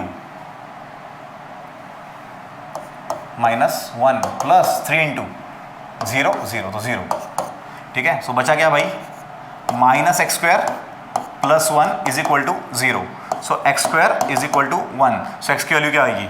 it can be 1, it can be minus 1. आसान था. Okay, next question. क्वेश्चंस वैसे आसान है काफ़ी. एनडीए ने ये पेपर बहुत ही सिंपल करा के दिया हुआ है. क्या ही करे अभी, इतना आसान क्वेश्चन पेपर. ओके, चलेगा. Right, what is the value of the following? tan 31, tan 33, tan 35. इसमें मैंने जबरदस्त वाला दिमाग लगाया हुआ है. ठीक है, क्योंकि क्वेश्चन में मुझे वैल्यू नहीं पता. I don't know, I don't have the idea कि tan 31 का वैल्यू क्या होता है, tan 33 का वैल्यू क्या होता है, 35 का क्या होता है. I really don't have any idea. और tan 59 का क्या होता है. सो सर तुमने कैसे सॉल्व किया? मैंने एक दिमाग लगाया. What is the value of tan 30? इसके जस्ट पीछे tan 30 का वैल्यू क्या होता है? tan 30 is 1/√3. Right, what is the value of tan 60? tan 60 का वैल्यू क्या होता है? अगर आपको पता होगा, tan 60 इज √3. ठीक है, अब tan 45, बीच वाला एक नंबर लेते हैं. tan 45 क्या होगा? 1. सो tan 45 तो 1 हो गया. tan 45 के पीछे का और tan 45 के आगे का, इसके आगे 1 से बड़ी वैल्यूज है, इसके पीछे 1 से छोटी वैल्यूज है. जब भी कोई भी बड़े वैल्यू को तुम छोटे वैल्यू से मल्टीप्लाई करोगे, पहली बात तो -1 तो आ नहीं सकता. ऑन द स्पॉट देखो मैं कैसे कैंसिल कर रहा हूँ इसको. ठीक है, आंसर वोंट बी -1. क्यों? tan 31 से लेकर tan 59 सारे एंगल्स फर्स्ट क्वाड्रेंट में. नेगेटिव आंसर आ सकता है ना. सो माइनस तो नहीं हो सकता. आंसर 0 भी नहीं आ सकता, क्योंकि इंक्रीजिंग फंक्शन है और 31 और 59 में कभी 0 आता ही नहीं है. ठीक है, सो 0 भी नहीं आ सकता.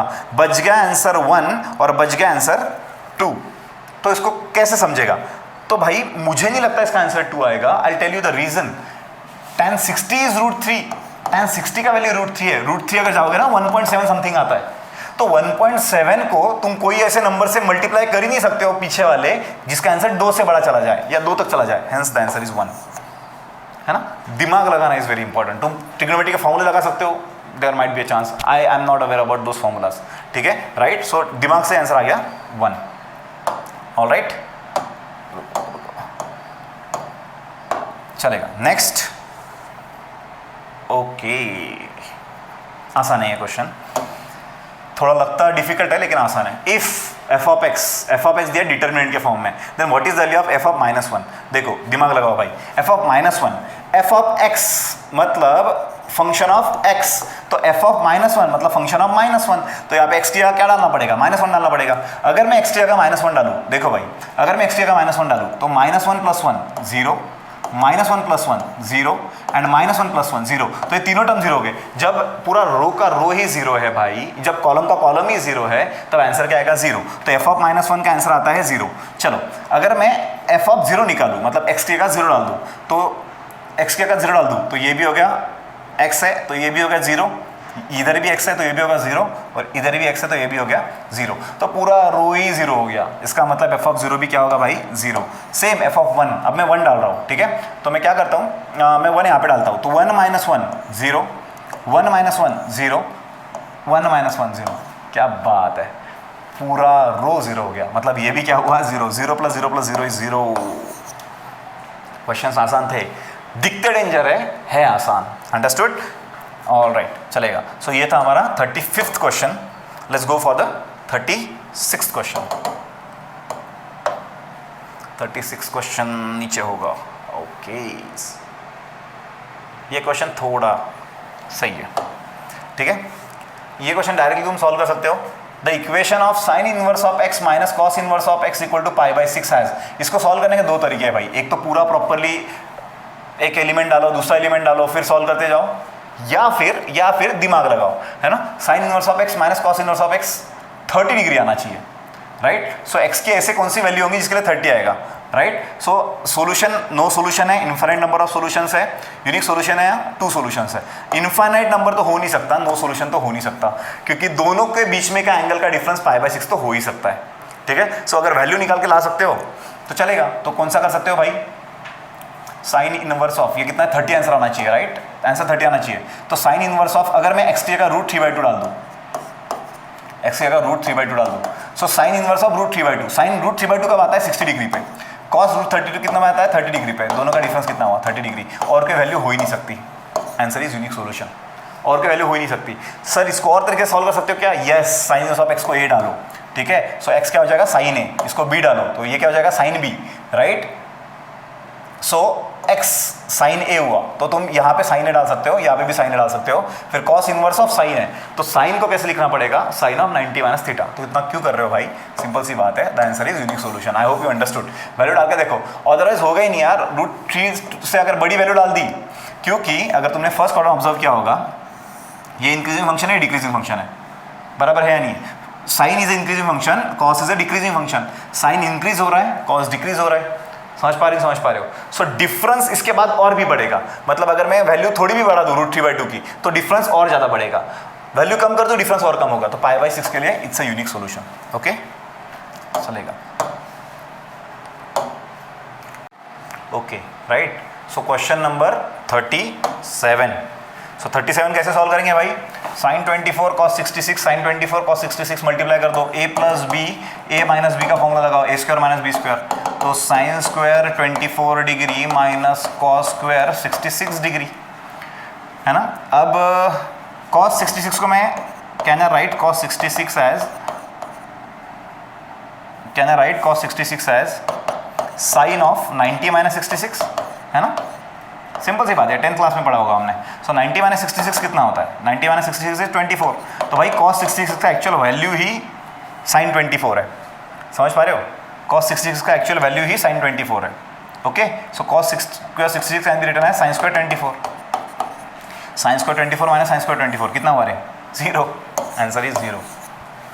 आसान था या नहीं था, ओके आसान था, क्योंकि cos 66 इज साइन 24 ओनली, ठीक है, यहाँ पे भी डालोगे तो भी चलेगा sine 24, so sine 24 plus sine 24 2 sine 24, लेकिन जरूरत नहीं पड़ेगी, sine 24 minus sine 24 is 0, answer is 0। Okay next question, कौन सा क्वेश्चन है भाई, a chord subtends an angle of 120 degree at the centre of unit circle, एक यूनिट सर्कल है, यूनिट सर्कल मतलब क्या है, उसका रेडियस कितना है भाई 1, राइट, और कॉर्ड, एक कॉर्ड दिया है, कॉर्ड कितना एंगल सबटेंड कर रही है, chord is subtending 120 degree angle on the unit circle, what is the length of chord, इसका लेंथ निकालना है, कोई टेंशन नहीं है भाई, इसको साइड ए पकड़ लो, साइड ए 1 या साइड बी भी 1 पकड़ लो, अब ये 120 डिग्री है और ये रेडियस है, ये रेडियस है, तो अपोजिट एंगल भी सेम होंगे, सो 120 में से 180 में से 120 चला गया 60, तो ये 30 हो गया, ये भी 30 हो गया, तो ये साइड ए साइड बी और ये साइड सी हो गया लेट्स से, ठीक है, सो ये साइड ए है तो ये एंगल ए, एंगल सी और एंगल बी हो गया। यहाँ पे सॉल्व करने के बहुत तरीके हैं, मैं लगा रहा हूँ साइन रूल, है ना, I am going to apply sine rule over here. What is sine rule, sine rule is A upon sine A या फिर साइन ए अपॉन ए, दोनों भी चलेगा, B upon sine B is equal to C upon sine C. देखो भाई A की value भी पता है 1 upon A, sine angle A क्या है भाई 30 डिग्री, तो sine 30 degree is 1/2 is equal to b upon sine b कितना है 120, साइन ऑफ 120, साइन ऑफ 120 क्या आएगा 180 माइनस 60, सेकेंड क्वाड्रेंट है पॉजिटिव आएगा, साइन 60 √3/2, सो ये ऊपर आ जाएगा 2 इज इक्वल टू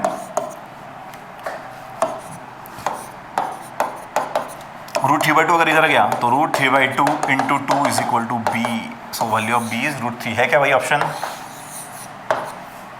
आसान था, अंडरस्टूड, ठीक है, समझना इंपॉर्टेंट है। सो ये था 38th question, let's go for the 39th question. 39th question ये भी आसान ही है, कुछ टेंशन की बात नहीं है इसमें।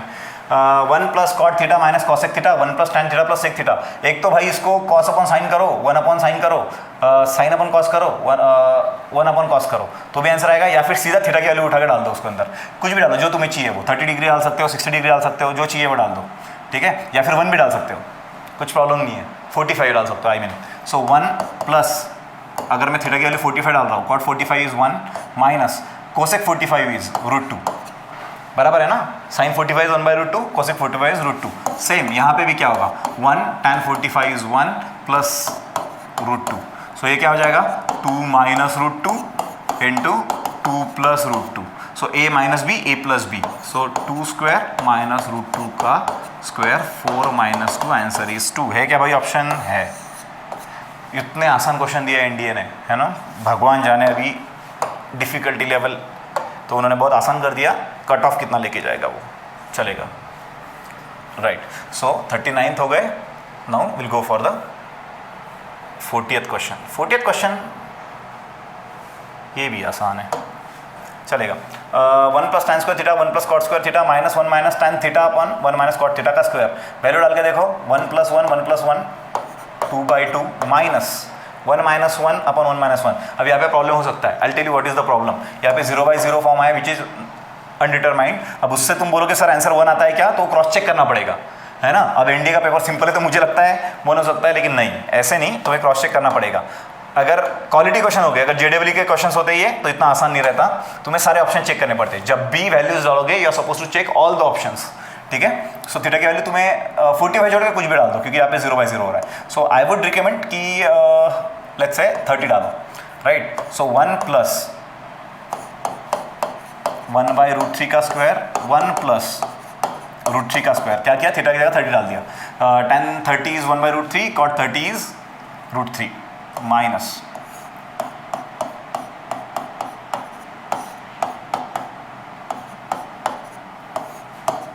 कैसे करोगे भाई इसको, ये 1/3 हो गया।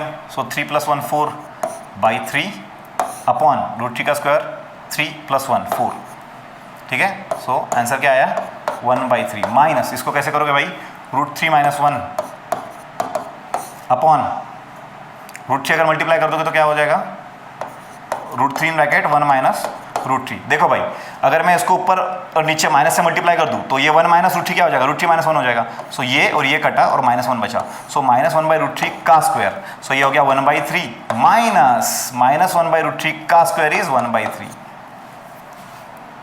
कुछ समझ पा रहे हो भाई,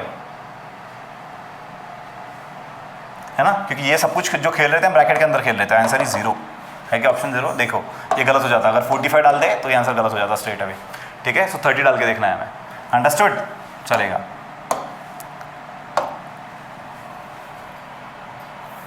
what is the interior angle of the regular octagon of length 2। अब देखो यार, इसका एक डायरेक्टली फॉर्मूला है, लेकिन फॉर्मूला अगर पता भी नहीं है तो भी टेंशन मत लो। ट्रायंगल के इंटरनल एंगल कितना होता है, 180, ठीक है। उसके बाद स्क्वायर में इंटरनल एंगल कितना होता है, 360। वैसे अगर पेंटागन निकालोगे, है ना, कितना होगा, ये ट्रायंगल हो गया, ये हो गया 360 और ये हो गया 180, राइट, ये हो गया 540।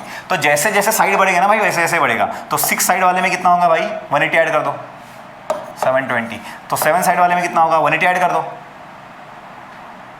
900।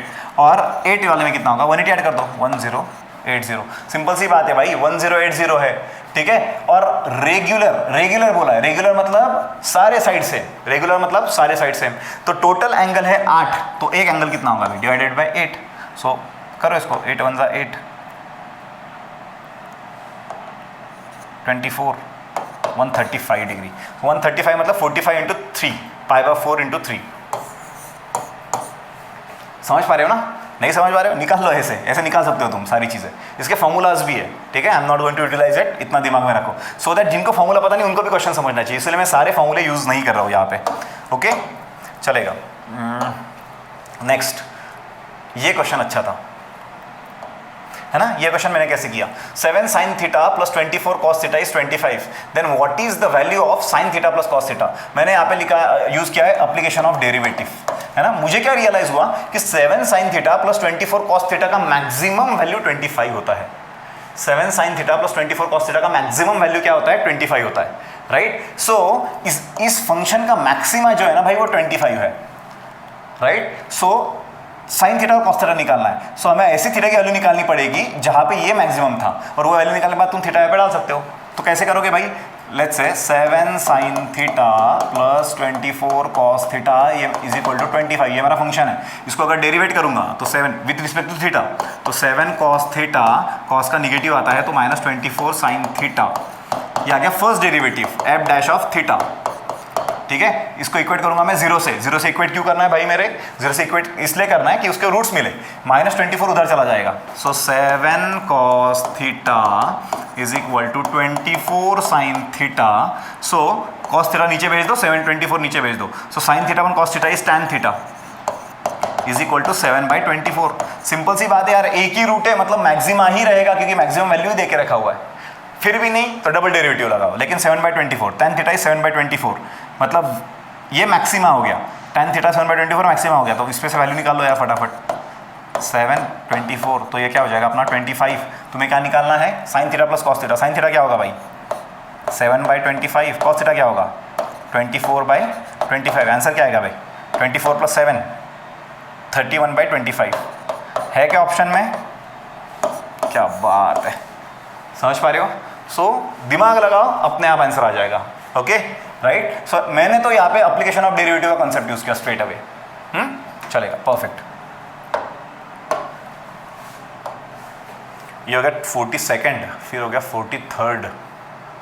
राइट, सो क्वेश्चन नंबर 43, ठीक है, एप्लीकेशन ऑफ ट्रिग्नोमेट्री का क्वेश्चन, हाइट्स एंड डिस्टेंसेस पढ़ा हुआ तुमने, ठीक है। सो एप्लीकेशन ऑफ ट्रिग्नोमेट्री, और ladder of 6 metre long reaches a point 6 metre below the top of vertical flag staff. Flag staff दिया है भाई एक, है ना, मतलब झंडा गाड़ने का पोल दिया हुआ है, राइट। एक लैडर दिया है, लैडर कितना है 6 मीटर का है, लेकिन वो कहाँ कनेक्ट हो रहा है, फ्लैग स्टाफ के हाइट से 6 मीटर नीचे यहाँ पे कनेक्ट हो रहा है वो, बराबर है। The elevation of the top of the flag staff is 75 degree. Elevation दिया है भाई, कलर चेंज करके लिखता हूं मैं सो दैट तुम्हें आसान लगेगा।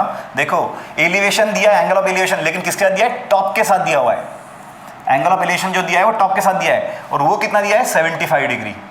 ये एंगल ऑफ एलिवेशन कितना दिया हुआ है भाई 75 डिग्री, ठीक है। What is the height of flag staff, so पूरा हाइट निकालना है। तो ये तो हमें पता है ऑलरेडी 6 है, बस ये निकालना है सो दैट हमें हाइट मिल पाएगी। ओके तो सर ये कैसे निकालोगे आप, चलो देखते हैं, ठीक है। तो ये निकालने के लिए what we will do is, देखो ये टोटल एंगल है 75 डिग्री, लेकिन ये भी 6 मीटर है और ये भी 6 मीटर है, तो this side of triangle is 6 metre, this side of triangle is 6 metre, तो आइसोस्केलेस ट्राइंगल हो गया। तो इस एंगल को मैं x बोल देता हूँ। अगर ये एंगल x होगा ना तो भाई ये भी x होगा, बराबर है या नहीं है, समझ पा रहे हो ना। बिकॉज ये डायग्राम थोड़ा अलग है, लेकिन ये 6 मीटर है, ये 6 मीटर, तो आइसोस्केलेस ट्राइंगल हो गया। Opposite angles has to be equal, isosceles triangle हो गया। तो ये x है और ये भी x है। तो अब अगर मैं ट्राइंगल ABC ट्राइंगल में देखूं तो x प्लस ये पूरा एंगल ये कितना होना चाहिए 180 डिग्री होना चाहिए, राइट। सो ये एंगल कितना होगा, कैन आई राइट 180 में से ये x और ये x -2x। सो इस एंगल को मैं 180 -2x लिख सकता हूँ क्या, है ना। ये मैंने x लिया तो ये भी x हो गया, तो 180 -2x। सो ये अगर 180 -2x हुआ तो ये कितना होगा मेरे भाई, ये कितना होगा, ये पूरा एंगल 180 होता है, तो ये 180 -2x है, तो ये हो गया 2x। अगर ये 2x है और ये मेरा 90 है ना, राइट। सो ये एंगल मैं निकाल सकता हूँ, इसको मैं y नाम दे देता हूँ। ये एंगल निकाल सकता हूँ क्या, यस। कैसे निकालूंगा, 2x + 90 + y, triangles angles of triangle total addition कितना होगा, देखो 2x + y + 90 तीनों का एडिशन कितना होता है 180। सो उस हिसाब से 2x + y का आंसर कितना आया पे 90 आया। नाउ यहाँ पे देखो ये टोटल एंगल कितना है 75 डिग्री, उसमें x भी है और उसमें y भी है। सो इस पे से मुझे x + y का वैल्यू क्या मिलेगा, मुझे x + y का वैल्यू भी क्या मिलेगा, sorry 75 not 90, I will get the value of x + y as 75। अरे बाबा ये कैसे रब करो, अभी ये 90 था मेरा और x ये 2x + y है और x + y का आंसर कितना है 75। अब टेंशन लेने की जरूरत नहीं है, अगर मैं फर्स्ट इक्वेशन में से सेकंड इक्वेशन माइनस कर दूंगा 2x - x x y - y गया, 90 - 75 15, सो x की वैल्यू आई 15। सो x = 15 डिग्री। अगर 70 में से 15 डिग्री यहाँ पे तो ये कितना हो गया 60 डिग्री, राइट। सो भाई देखने की बात ये है, ये मेरा 60 डिग्री एंगल है, ये साइड मुझे पता है 60, ये 60 डिग्री एंगल है और मुझे ये निकालना है, तो कौन सी एंटिटी यूज करोगे sin 60, बिकॉज sin 60 = अपोजिट। इसको मैं और कुछ बोल देता हूँ, इसको मैं क्या बोल सकता हूँ, z बोल दो, opposite z upon hypotenuse which is 6। sin 60 is √3/2 = z upon 6। 6 उधर जाके मल्टीप्लाई हो जाएगा, सो इंटू 6 अगर मैं यहाँ पे कर दूँ, सो 2 3 3√3। सो z की वैल्यू कितनी आई 3√3। सो ये 3√3 है, उसके ऊपर कितना है 6 मीटर है, तो टोटल कितना हुआ भाई 6 + 3√3। ऑप्शन है क्या, yes, option D is the right answer. Understood है, थोड़े टाइम कंज्यूमिंग है, लेकिन बाकी अगर फास्ट हो रहे हैं तो इसमें टाइम देना बनता है यार, ठीक है। ओके ऑल राइट, चलो ये क्वेश्चन ट्राई करते हैं। The shadow of a tower is found to be x metre longer when the angle of elevation of the sun changes from 60 degree to 45 degree. ठीक है, if the height of the tower is this then what is the value of x? देखो भाई, सबसे पहले निकालते हैं tower. Tower निकालना बनता है, सबसे पहले निकालेंगे अपन टावर. ये हो गया टावर, चलेगा राइट. सो पहले सन जी यहाँ पे थे, तो सन जी यहाँ पे थे, तो ये पहले एंगल ऑफ एलिवेशन हो गया, उसके बाद का एंगल ऑफ एलिवेशन ये हो गया राइट. सो पहले एंगल ऑफ एलिवेशन 60 डिग्री था, है कि नहीं. सो सिंपल सी बात है, सन जी हमारे नीचे चले गए तो अपना एंगल ऑफ एलिवेशन बढ़ गया, तो ये बढ़ के 45 डिग्री हो गया right. Height of the tower is given as 5 + 3 + √3. 5 into 3 + √3. इसका हाइट कितना दिया है? 5 into 3 + √3. Okay, then what is the value of x? x क्या है? The shadow of a tower is found to be x metre longer, मतलब shadow x metre longer है, मतलब ये हो गया हमारा शैडो. पहले शैडो इतना था, वो इतना बढ़ के हो गया, तो x मीटर लॉन्गर है. सो ये x निकालना है हमें. तो देखते हैं अभी क्या क्या करना पड़ेगा x निकालने के लिए. दिया क्या है? ये दिया है, ठीक है. तो निकालना है x की वैल्यू. सिंपल सी बात है यार. देखो यहाँ पे 45 डिग्री एंगल है, तो ये पूरा एंगल कितना होगा भाई? ये भी हो जाएगा 45 डिग्री. तो ये 45 है, ये 45 है, तो ये हो गया आइसोस्केलेस ट्रायंगल. तो ये साइड और ये पूरा साइड ये सेम हो जाएगा. तो ये पूरा साइड कितना हुआ? 5 + 3 √3. सो ये पूरा साइड हो गया 5 + 3 √3, 5 इन ब्रैकेट 3 + √3, सॉरी, ठीक है. अब ये तो मिल गया. अब ये भी निकाल सकते हो, निकाल सकते हैं, क्यों नहीं निकाल सकते? अगर मैं यहाँ पे sin 60 लगाऊँ तो sin 60 नहीं, अपोजिट अपॉन एडजेसेंट. tan 60 लगाऊँ तो tan 60 अगर मैं यहाँ पे लगा दिया तो क्या हो जाएगा? Opposite, which is 5 in bracket 3 + √3 upon adjacent, जो मुझे चाहिए, इसको मैं y बोल देता हूँ, चलेगा मेरे भाई, ठीक है, y. सो tan 60 इज √3, ठीक है. सो y ऊपर भेज देता हूँ, ये tan 60 का वैल्यू √3 नीचे आ जाता हूँ. So y is equal to 5 in bracket 3 + √3, है ना, होल अपॉन √3. ये हो गया y, ठीक है. सो ये पूरा जो है ये 5 इन ब्रैकेट 3 + √3 है, उसमें का y निकाल दो तो x मिल जाएगा. सो इसमें से अगर ये माइनस करोगे तो x मिल जाएगा. तो ये यहाँ पे लिखता हूँ. सो 5 इन ब्रैकेट 3 + √3 में से अगर मैं y सब्सट्रैक्ट कर दूँ, 5 इन ब्रैकेट 3 + √3 अपॉन √3, क्या मिलेगा भाई? इसमें से कॉमन क्या निकलता है? पूरा ही कॉमन निकलता है. सो 5 इन ब्रैकेट 3 + √3 1 - 1/√3. सो एक काम करो, ये हो जाएगा सॉल्व आसानी से, ठीक है. सो 5 इन ब्रैकेट √3 कॉमन निकाल लो. सो बचता क्या है? 1 + √3. सेम √3 क्रॉस मल्टीप्लाई कर दो तो ये क्या हो जाएगा? √3 - 1 अपॉन √3. ये √3 और ये √3 कट गया. a - b, a + b, a² - b². सो √3 का square 3 - 1, 3 - 1 is 2, 5 2 is 10. 10 is the right answer. समझ में आया? अंडरस्टूड? ध्यान दो, ठीक है, right. So this was the 44th question. चलो let's go for the 45th. Fast. So question number 45 बहुत आसान है भाई. यहाँ पे मैं क्या करने वाला हूँ? cos थीटा नीचे भेजूंगा, 4 नीचे लेके आऊंगा, right. So it will be 3/4 is equal to sin theta upon cos theta is equal to tan theta. देखो भाई, tan थीटा का वैल्यू पता चल गया, और यहाँ पे फॉर्मूला क्या लगाना है? tan 45 + theta. So tan of a + b का फॉर्मूला हमें पता है, tan a + tan b upon 1 - tan a tan b. So tan a मतलब tan 45. सो tan 45 minus tan b upon, sorry, plus tan b upon 1 - tan 45 1 into tan theta. कुछ नहीं, tan theta की value उठा के इसमें डाल दो. So it will be 1 + 3/4 upon 1 - 3/4. 4 + 3 7/4 upon 4 - 3 1/4. Answer is 7. Understood? बहुत आसान क्वेश्चन था. आसान क्वेश्चन बहुत फास्ट करने हमें, ठीक है. नेक्स्ट, ये 45 हो गया. Let's go for the 46th. ये क्वेश्चन आसान है काफ़ी. देखो सिंपल सी बात है. The smallest positive integer n for which this has to be equal to 1. Option दिए हुए, सिंपल सी बात है. ऑप्शन उठाओ, उठा के डाल दो, आंसर आ जाएगा. चलेगा? कैसे आएगा? देखो इसको मैं सॉल्व करता हूँ. क्या है ये? 1 - i अपॉन 1 + i. इसको सॉल्व कैसे करोगे? नीचे वाले के कॉन्जुगेट से ऊपर नीचे मल्टीप्लाई करना है. तो 1 - i अपॉन 1 - i. सो क्या हो जाएगा? 1 - i का स्क्वायर 1 माइनस आई का square upon a minus of minus b मतलब 2 चलेगा। 1 माइनस आई का स्क्वायर क्या आएगा 1 minus 2i plus I square is -1 ठीक है। 1 माइनस 1 इज गयो, क्या बचा भाई -2i/2 बचा क्या -i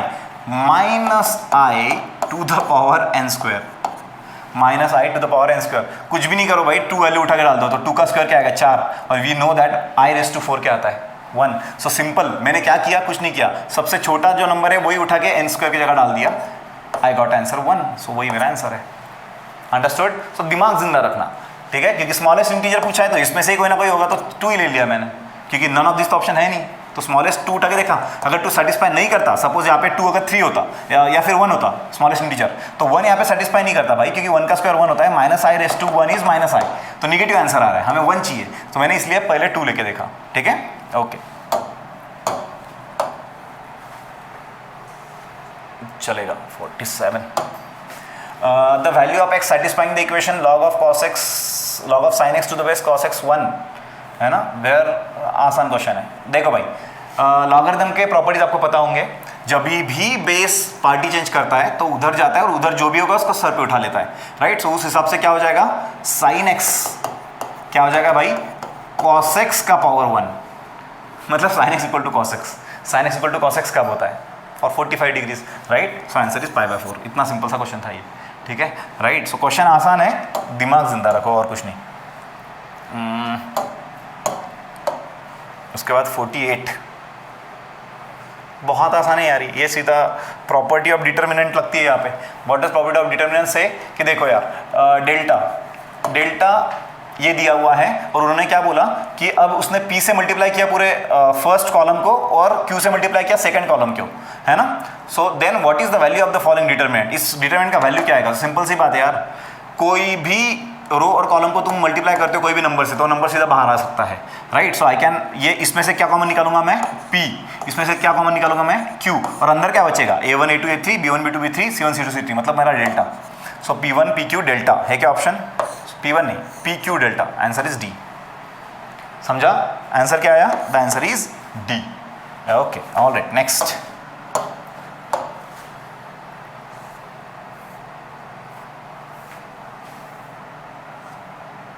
सेम क्वेश्चन किया है हमने ये क्वेश्चन है ना। देखो C0 का मतलब क्या होता है NC0 होता है, C0 का मतलब होता है NC0 है ना। NC0 NC1 NC2 they are the coefficients of in the expansion of 1 + x ⁻n।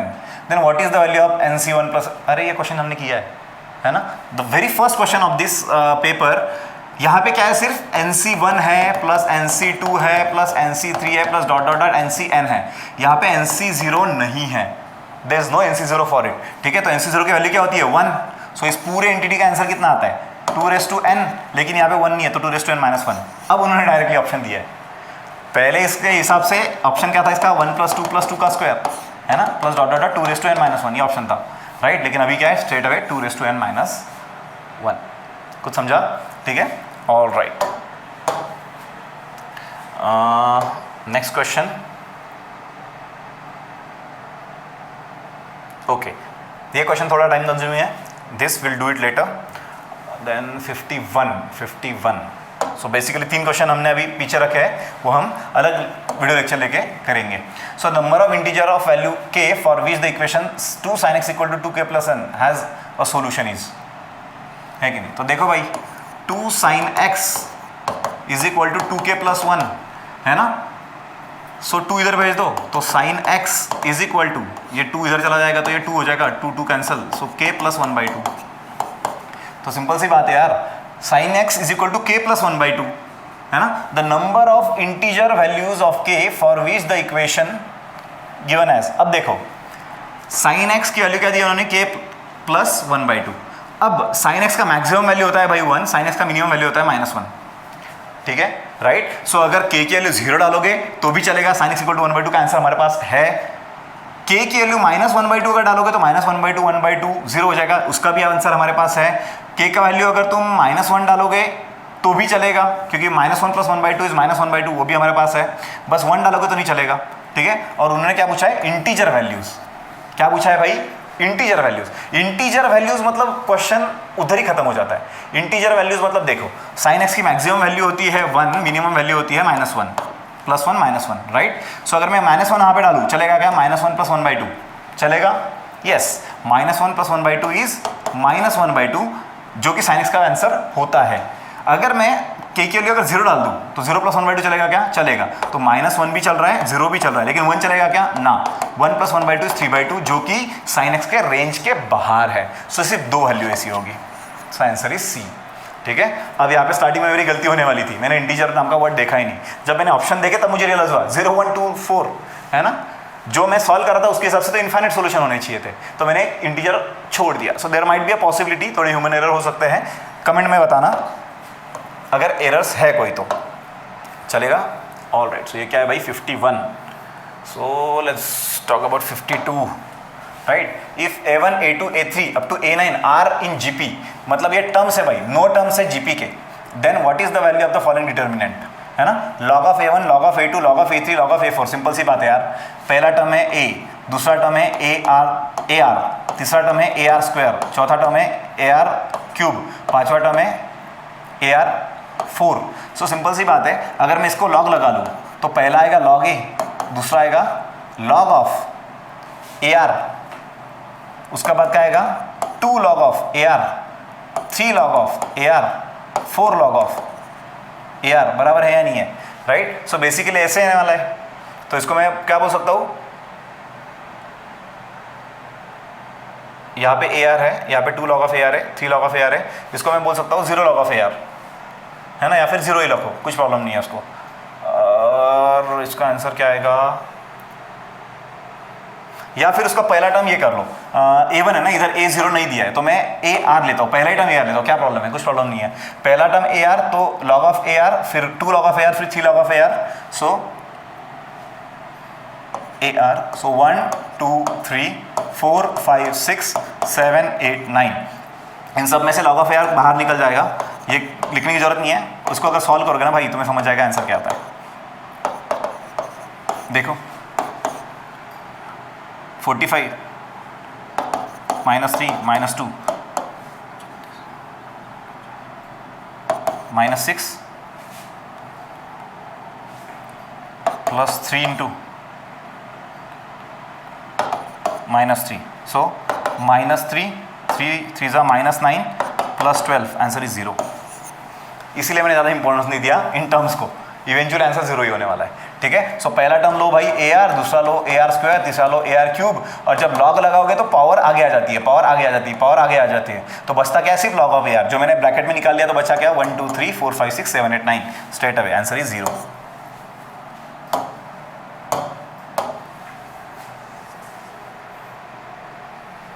आसान है यार, ये बहुत ही आसान है। If the roots of the quadratic equation are real, roots real कब होते हैं भाई? जब b² - 4ac is less than is greater than और इक्वल टू 0, है ना। b² - 4ac is greater than और इक्वल टू 0।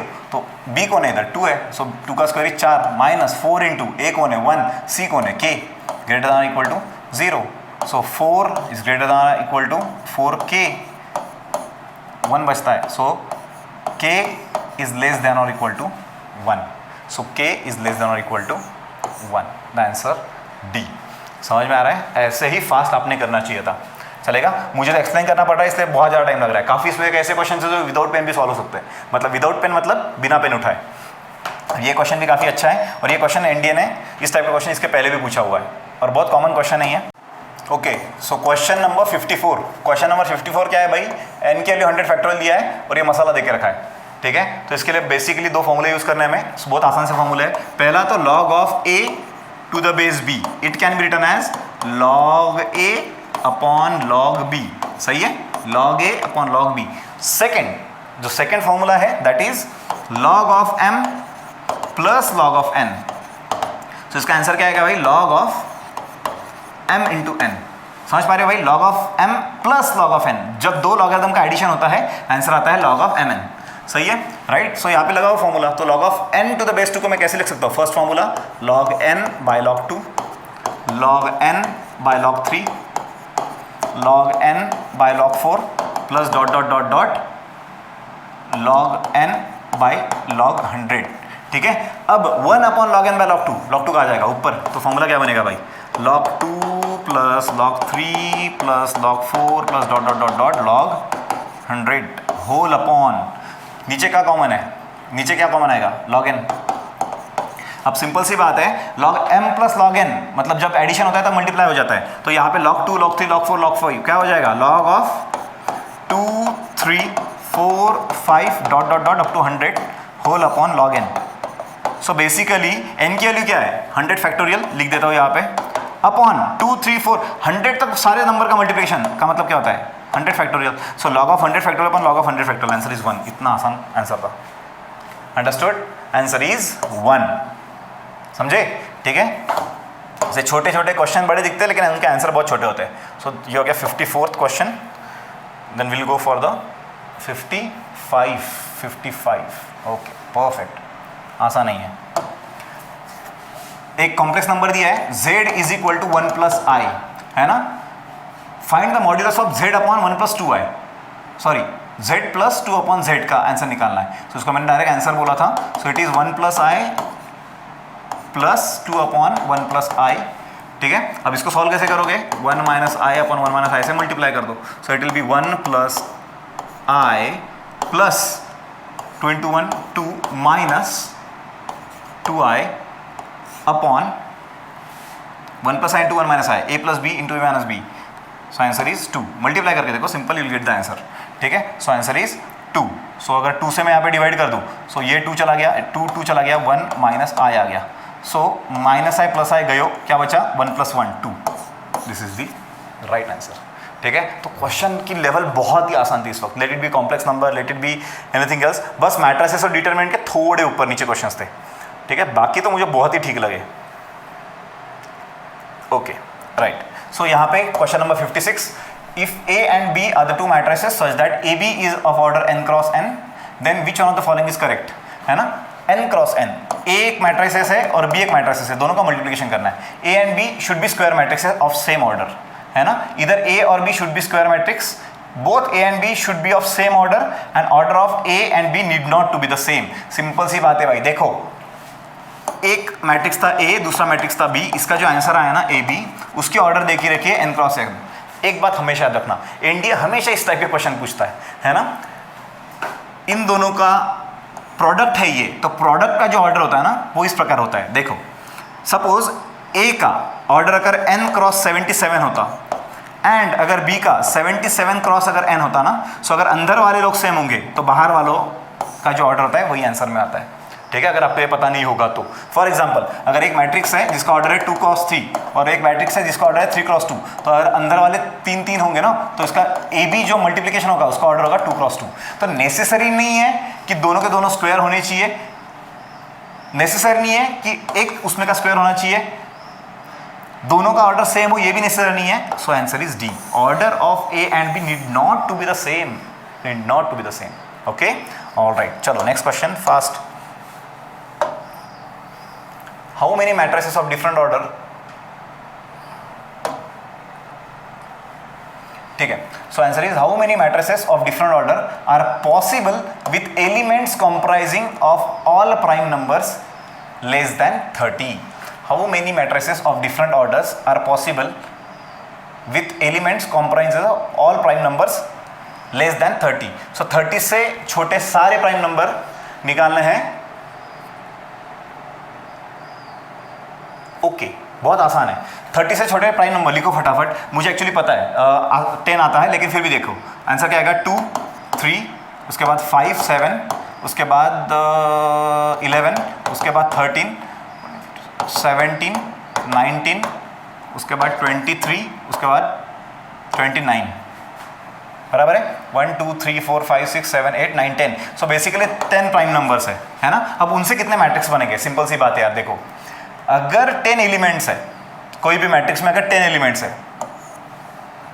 ना, तो स्क्वायर मैट्रिक्स तो हो नहीं सकता। तो 10 एलिमेंट कब पॉसिबल है, जब 5 रो हो 2 कॉलम्स हो तब पॉसिबल है, या फिर 2 कॉलम हो 5 रोज हो तब पॉसिबल है, या फिर 10 रोज हो 1 कॉलम हो तब पॉसिबल है, या फिर 1 क्रॉस 10। ये 4 ही पॉसिबल आउटकम है, क्योंकि और कोई नंबर का मल्टीप्लिकेशन 10 आता ही नहीं है।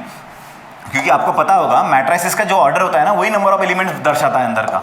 सो सपोज ऑर्डर अगर m क्रॉस n है तो इनका जो प्रोडक्ट होता है वही एलिमेंट्स, उतने ही एलिमेंट्स अंदर होते हैं. सो यहाँ पे ऑब्जर्व करो तुम जरा. सो यहाँ पे बेसिकली टोटल प्राइम नंबर 10 है, तो ऑर्डर पॉसिबल कौन सी होंगी? 5 cross 3, 2 cross 5, 10 cross 1, 1 cross 10. Answer is 4. और पॉसिबल ही नहीं है. अंडरस्टूड? सो आसान था, लिखने के बाद भी आसान था. मुझे तो एक्चुअली पता था.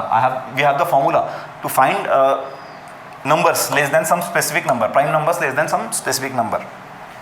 Okay, चलेगा. So this is 57, 58. A is equal to PQRS, where PQRS any 4 different prime numbers less than 20. Any 4 prime numbers less than 20. What is the maximum value of the determinant? ठीक है. So PQRS है prime numbers less than 20. अब भी लिखा हमने, prime numbers लिखे थे, लेकिन फिर भी लेने की कोशिश करते हैं. So will do one thing. Prime numbers क्या होगा?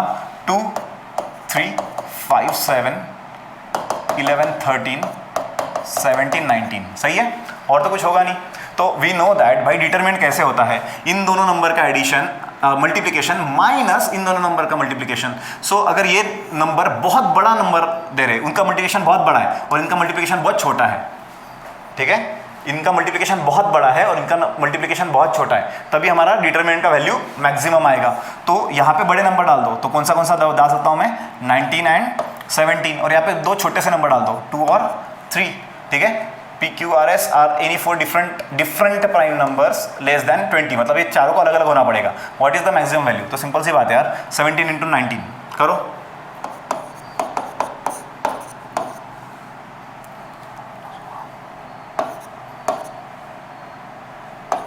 -323 minus 3 2 6. 323 minus 6, 317 is the answer. इतने आसान क्वेश्चन पूछे है. ठीक है, राइट. क्लिक होना इंपॉर्टेंट है. सर वहां पे हमें क्लिक नहीं हुआ. क्यों नहीं हुआ? क्योंकि प्रैक्टिस कम पड़ गई. अगर वहां पे क्लिक हो रहा है मतलब प्रैक्टिस बहुत तगड़ी है. क्लिक नहीं हो रहा है, प्रैक्टिस बहुत कम है. ठीक है, चलेगा. So will go for the 59th.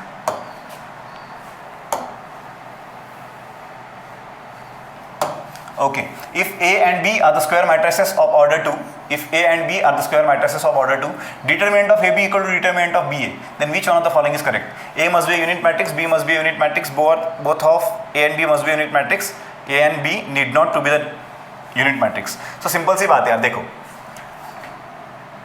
ये तो मैंने लॉजिक से किया, मुझे एक्चुअली पता है ये प्रॉपर्टी सारे, लेकिन फिर भी मैं बता रहा हूँ लॉजिक क्या है. देखो यार, डिटरमिनेंट ऑफ ए बी, इधर ना ए की वैल्यू पता है ना बी की वैल्यू पता है. सो ए की वैल्यू बी भी हो सकती है, बी की वैल्यू ए भी हो सकती है. सो अगर ए यूनिट मैट्रिक्स है, there is a possibility B भी हो, तो पहले तो ऑप्शन तो ऑन द स्पॉट ही चले गए, right. Both A and B must be unit matrix. It is not essential. The answer is A and B need not to be the unit matrix. Necessary नहीं है भाई कि unit matrix का ही value change करने के बाद determinant same आए. Okay, all right, fine. Question number 20. Okay, let's try and find this question number. Question. So answer क्या है भाई? cot 2x cot 4x minus cot 4x cot 6x minus cot 6x cot 2x. चलेगा? Okay. So if I have to write it, इसमें एक तो हम formulas डाल सकते हैं. cot 4x can be written as 2x plus 2x, लेकिन उसमें बहुत टाइम चला जाएगा. So instead of that we'll take the value of x. है ना? वैल्यू ऑफ x लेंगे तो बहुत अच्छा, मतलब फायदेमंद रहेगा, ऐसे मुझे लगता है. तो वैल्यू ऑफ x क्या लोगे आप? अब काफ़ी लोग बोलेंगे सर x की वैल्यू 30 ले लो. अब 30 वैल्यू लोगे तो प्रॉब्लम हो जाएगा. 30 इंटू 6 180 हो जाता है, और कॉट 180 प्रॉब्लम हो जाएगा. ठीक है. सो आई वुड रिकमेंड कि x की वैल्यू 15 ले लो. आप बोलोगे सर x की वैल्यू 15 लेकिन कॉस्ट 15 या उनका वैल्यू हमें पता नहीं. डोंट वरी, जरूरत नहीं पड़ने वाली. अगर मैं x का वैल्यू 15 ले लूँ, सो 15 2 जा 30. सो ये क्या हो जाएगा भाई? कॉट 30. और 15 4 जा 90. ये क्या हो जाएगा? Cot 90. What is the value of cot 90? Cot 90 is cos 90 upon sin 90. cos 90 is 0, right. ये हो गया भाई 0. सो cot 4x 0 हो जाता है. cot 4x 0 हो जाता है. बचता है ये. बस इसमें वैल्यूज डालो. क्या आएगा? cot of 6 into 15. 15 6 sorry my mistake. थोड़ा कैलकुलेशन मिस्टेक है. कैलकुलेशन मिस्टेक नहीं है, कंसिडर करते हुए गलत किया है. x इक्वल टू 15 डिग्री ही लेना है. बस 15 2 जा, ये कितना होता है? 15 2 जा 30 और ये 15 4 जा 60 होता है. ठीक है. और ये 15 6 जा 90, ये 90 होता है, ये 90 होता है. तो टेंशन मत लो. cot 90 0, ये भाई 0 हो गया. cot 90 0, ये भाई भी 0 हो गया. बचा ये. सो cot 30 क्या आता है? cot 30 is cos 30 upon sin 30, है ना. सो tan 30 का उल्टा, so √3. cot 30 is √3 and cot 60 is 1/√3. बराबर है या नहीं? Answer is 1. As simple as that. Understood? Right. So ये था हमारा क्वेश्चन नंबर 60. We are half way there. अभी आधा ही पहुंचे. ठीक है. और पहले पार्ट में यूजुअली काफ़ी ऐसे क्वेश्चंस थे जो सिर्फ और सिर्फ 11th बेस पे थे या 12th के स्टार्ट में थे. अब कैलकुलस बाकी है, 3D वेक्टर अलजेब्रा बाकी है. बट यस, इसको हम 2 पार्ट में करेंगे क्योंकि बहुत बड़ा हो जाएगा वो वीडियो, है ना. और उसको अब यूट्यूब पे भी अपलोड करना है, तो it will take time. So this was the part 1. अगर लगता है कि पार्ट 1 में तुमने अच्छा खासा स्कोर किया है वगैरह देखना है तो पार्ट 2 आ जाओ, है ना. अदरवाइज लगता है सर पार्ट 1 में ही लग गए, है ना, तो फिर तो कुछ फ़ायदा है नहीं. राइट. तो छोड़ दो पार्ट 2 और स्ट्रेट अवे पढ़ना चालू कर दो. लेकिन अगर लगता है कि नहीं सर पार्ट 2 में भी बहुत अच्छा आएगा तो definitely mention it in comments, है ना, कि सर पहले पार्ट में का सब कुछ समझ में आ गया. ऑलमोस्ट सारे क्वेश्चंस कर दिए हमने, 1-2 क्वेश्चन छोड़ा होगा. ठीक है. और जितने भी क्वेश्चन छोड़े हैं वो अलग से करके उसका एक अलग से वीडियो बनाएंगे. फिर उसको विथ क्या बोलते हैं उसको, with knowledge we can prove it. मतलब we can solve it proper. वो क्वेश्चन किस टाइप का है, उसके लिए कौन सा नॉलेज इंपॉर्टेंट है, ये सारी चीज़ें तुम देख सकते हो. बस एक ही बात बताऊंगा, अगर सिलेक्ट हो रहे हो हवा में मत जाओ, बिकॉज 8000 लोग रिटर्न में सिलेक्ट होंगे, उसमें से सिर्फ और सिर्फ 400 सिलेक्ट होने वाले हैं. सो 7600 लोग ये SSB में से आउट होने वाले हैं. ठीक है. सो मोटिवेशन लेवल हमेशा हाई रखना, because competition level is a lot. आप में से काफ़ी ऐसे लोग होंगे जो पहली बार वैश्योतेज एकेडमी के चैनल पे आए. You will get to know, है ना. जैसे जैसे सब्सक्राइब करके रखो, काफ़ी चीज़ें आपको पता चलेगी, है ना. इस साल we have produce one of the finest result in Maharashtra and there is a reason. ठीक है. So stay tuned. I'll see you in the next video. Take care. Bye. Jai Hind.